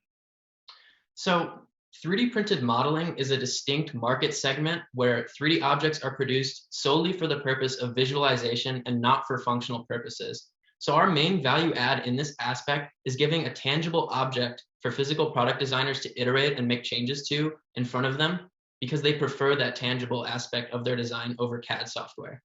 So essentially, our product functions entirely for the modeling component of the design process. Okay, thank you. Absolutely. Waverly, how are you? Good, and I appreciate Mark's question. Mine's kind of a follow-on. So I understand a toy designer wanting to manipulate little aspects of the physical layout, but you guys talk about actually building things, building wearables, building things. If I remove your little blocks from their base where they're getting their signals, do they hold their form? Do they lock in place? And, you know, there's no color variation in what you're showing us. How does this actually become something that makes product? Yeah, absolutely. So really, it boils down to that flywheel that we discussed before, and it generally speaking, really, we want to improve the tensile strength and the resolution. So right now, if you'll just indulge me, this is a 3D version. This is a 3D version of our what will be the resolution. This is a little moose that we just printed for a demo. So what people will be like what we need to do is get this resolution down as small as possible. We've already talked to physical product designers, and this is sort of what they're looking for, something to very rapidly iterate on, and just be able to physically manipulate with their hands. And then going forward, as we decrease the size and improve the resolution of this moose here, we'll be able to capture new market segments, as well as make them stronger. And to answer your other question, you can remove it from the platform. So you'll be able to, this is sort of our platform, this little render. You place it on there, it changes its shape, and then you can take it off, manipulate it as you wish. But once I take it off, now I want to make something else. Do I buy another 2,000 nanoblocks from you? Nope, you just place it right back on there, and then it reconnects to the system, and it creates an entirely new shape of your choosing. Great, thank you. Hillary, Kay. Great, thank you. By the way, fabulous presentation. I'm going to follow on this same question of these physical product designers. I'd love to understand the size of that market, and also what does their workflow look like today to get to that same kind of visualized prototype, and what would you change? How many new habits would they have to pick up? So essentially, the workflow is the workflow I presented previously in the presentation, in which they have a period of time where they design the 3D file, and then they need to actually, they use 3D printers to print that design and inspect it essentially, and look for different changes they'd like to make to it. So what our product would do to add value to that process is make that design assembly much faster and enable the users to essentially edit their structures in front of their eyes in real time, as opposed to having to go back to the 3D printer, print it again, and then kind of repeat that process over and over again. Yeah. And then another way that we can sort of add to this value chain that is physical product design is when a physical product designer starts using our product in tandem with 3D printers, because they're using their 3D printer less, there's less wear and tear to that 3D printer, which ends up saving them thousands of dollars over the long term of their device, because their 3D printer can now last 10 years rather than 5 years. So there's a whole different set of ways that our 3D printer adds to the value for physical product designers. That's wonderful. How big is that market? So 3D printed modeling, so people who use 3D printers for models, I previously presented, it was $2.7 billion currently globally. And that market is growing fast. Yeah, 25% CAGR. Great. Carol B. Hi, thank you. That was really interesting. You've definitely found a pain point in the product design process. The 3D printing aspect of it is truly a bottleneck. And I'm really intrigued by the solution you've provided. I had a question about the structural integrity. It sounds like you've addressed that there. I do also think that going to like toy or juvenile, where there are a number of designers constantly trying to get on the 3D printer, is a great pathway for you to start out in.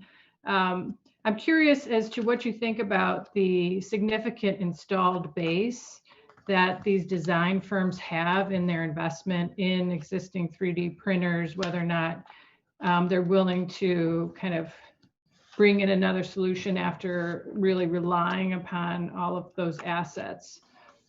Absolutely. So just to first, we plan on making our first strategic hire that's non-technical in someone to hire someone that really understands B2B sales, especially in the 3D printing landscape, because we're not going to pretend that we know sort of the eccentricities of their entire business and how companies like Stratasys and 3D Systems sell to their B2B customers. So that's the first thing. The second thing is we're really going to emphasize what we believe to be a value add in our product. We know that once we add our product to the value chain, like Jacob demonstrated, that physical product designers will have a heck of a lot better time designing their products. And we expect that to really improve their process. And it really easily, and like all you have to do is take this, put it on their desk, plug it in, and connect it to their to their computer. And then it just works. And then they can go to their 3D printer as they normally would to do their final renderings. So it really adds to the process, and there really isn't too much of adoption cost that we're foreseeing. But again, we're gonna really focus on that when we make our initial key hires.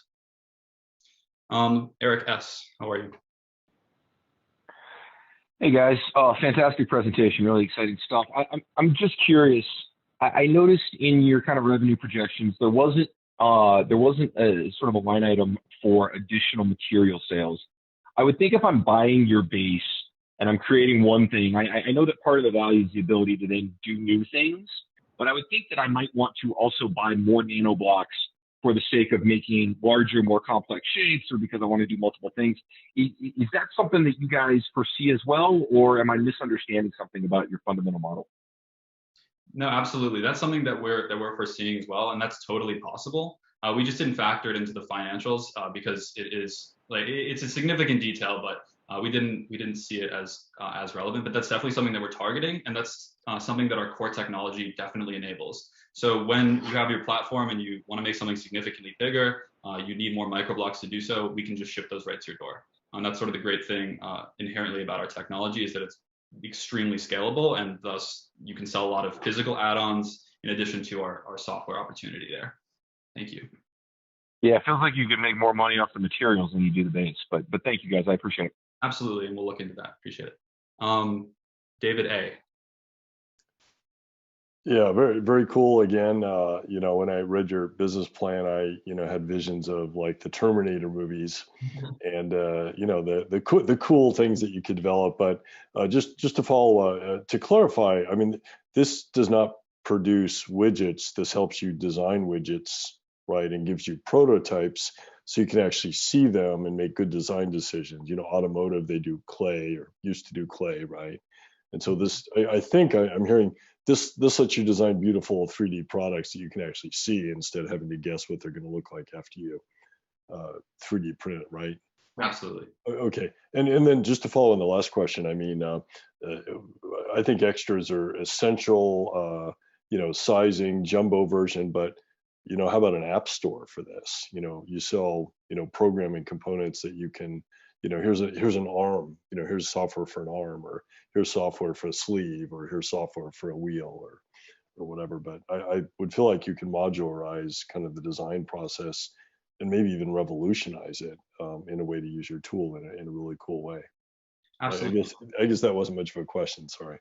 No, and I think that touches on a really key point that we don't always get to bring up, which is because we can send signals through our like massive microblocks, there's an opportunity there to attach things like lasers and various sensors that could say turn it into a fully functioning robot. There's this huge marketplace of hardware, and then like you said, allowing developers to maybe operate on our platform and build like more granular apps, give them more freedom to design things with our physical microblocks. So there's a huge software opportunity that we still have to flesh out more, but yeah, we're definitely thinking in those sort of awesome sci-fi terms. CGI, here we come. Yeah. Okay, we reached our time. Thank you so much. We're Ivy. Thanks. All right. Thank you, Team Ivy, and thank you to the judges. So we have come to the end of our presentations, which is really exciting. Judges, remember, you do have to fill out your feedback forms. At this point, I'm going to ask if they are on here for all of the students to please leave the Zoom room. We are going to move and transition into our judges' deliberation now. And for the students, if you can hear me on the live stream, we will be emailing and sending you notes when you may re-enter the Zoom room to hear the final results and the investment decisions for this year's CNBC. So we will let you know as soon as we're ready to do that. Judges, I know that you've been back to back, so if you want to take just a couple of minutes for a quick bio break to finish your feedback forms, please do so now, and I'll give it just a minute or two before we transition to deliberations.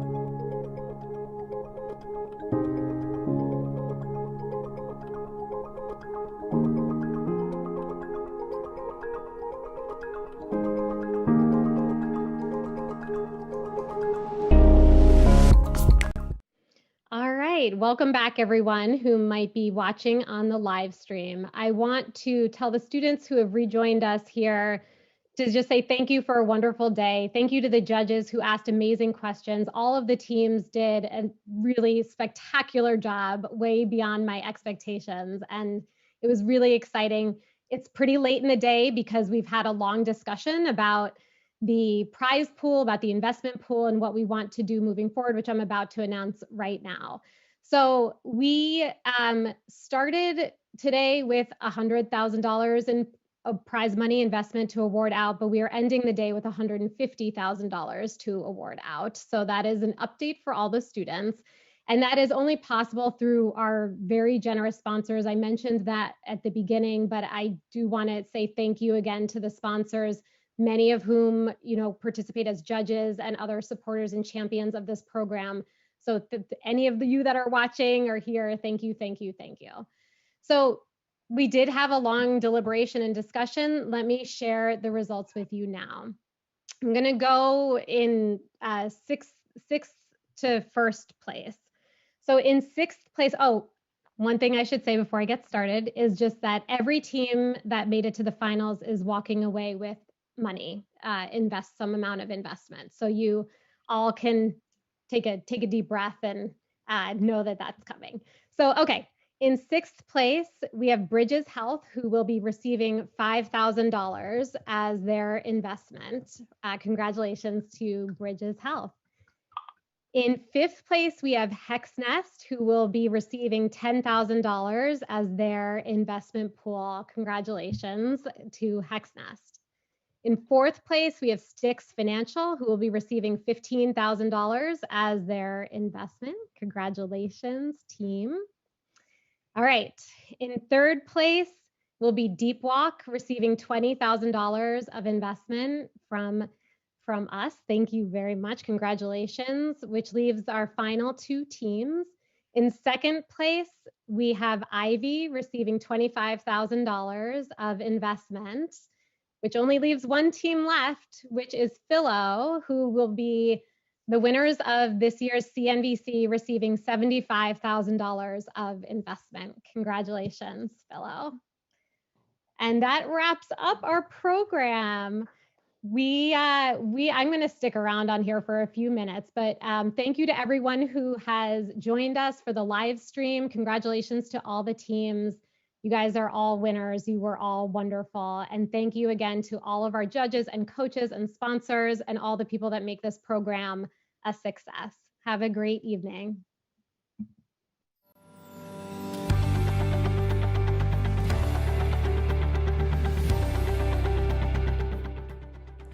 Hi, I'm Jesse. And I'm Eric, and we're the co-founders of Fronen. In 2017, we won the College New Venture Challenge for our idea of a dairy-free ice cream made with clean, simple ingredients. We use coconut cream, fruit, and organic honey to make a creamy, guilt-free indulgence. We officially launched Fronen into retail in the summer of 2019 and now sell in over 1,000 stores across the country, including Whole Foods, Wegmans, Fresh Thyme, Albertsons, Safeway, and Wakefern. We have some exciting new store launches coming up this summer, as well as new flavors, new product lines, and new packaging, so stay tuned. We're both rooting for you guys from afar, so good luck with the CNVC. Thank you.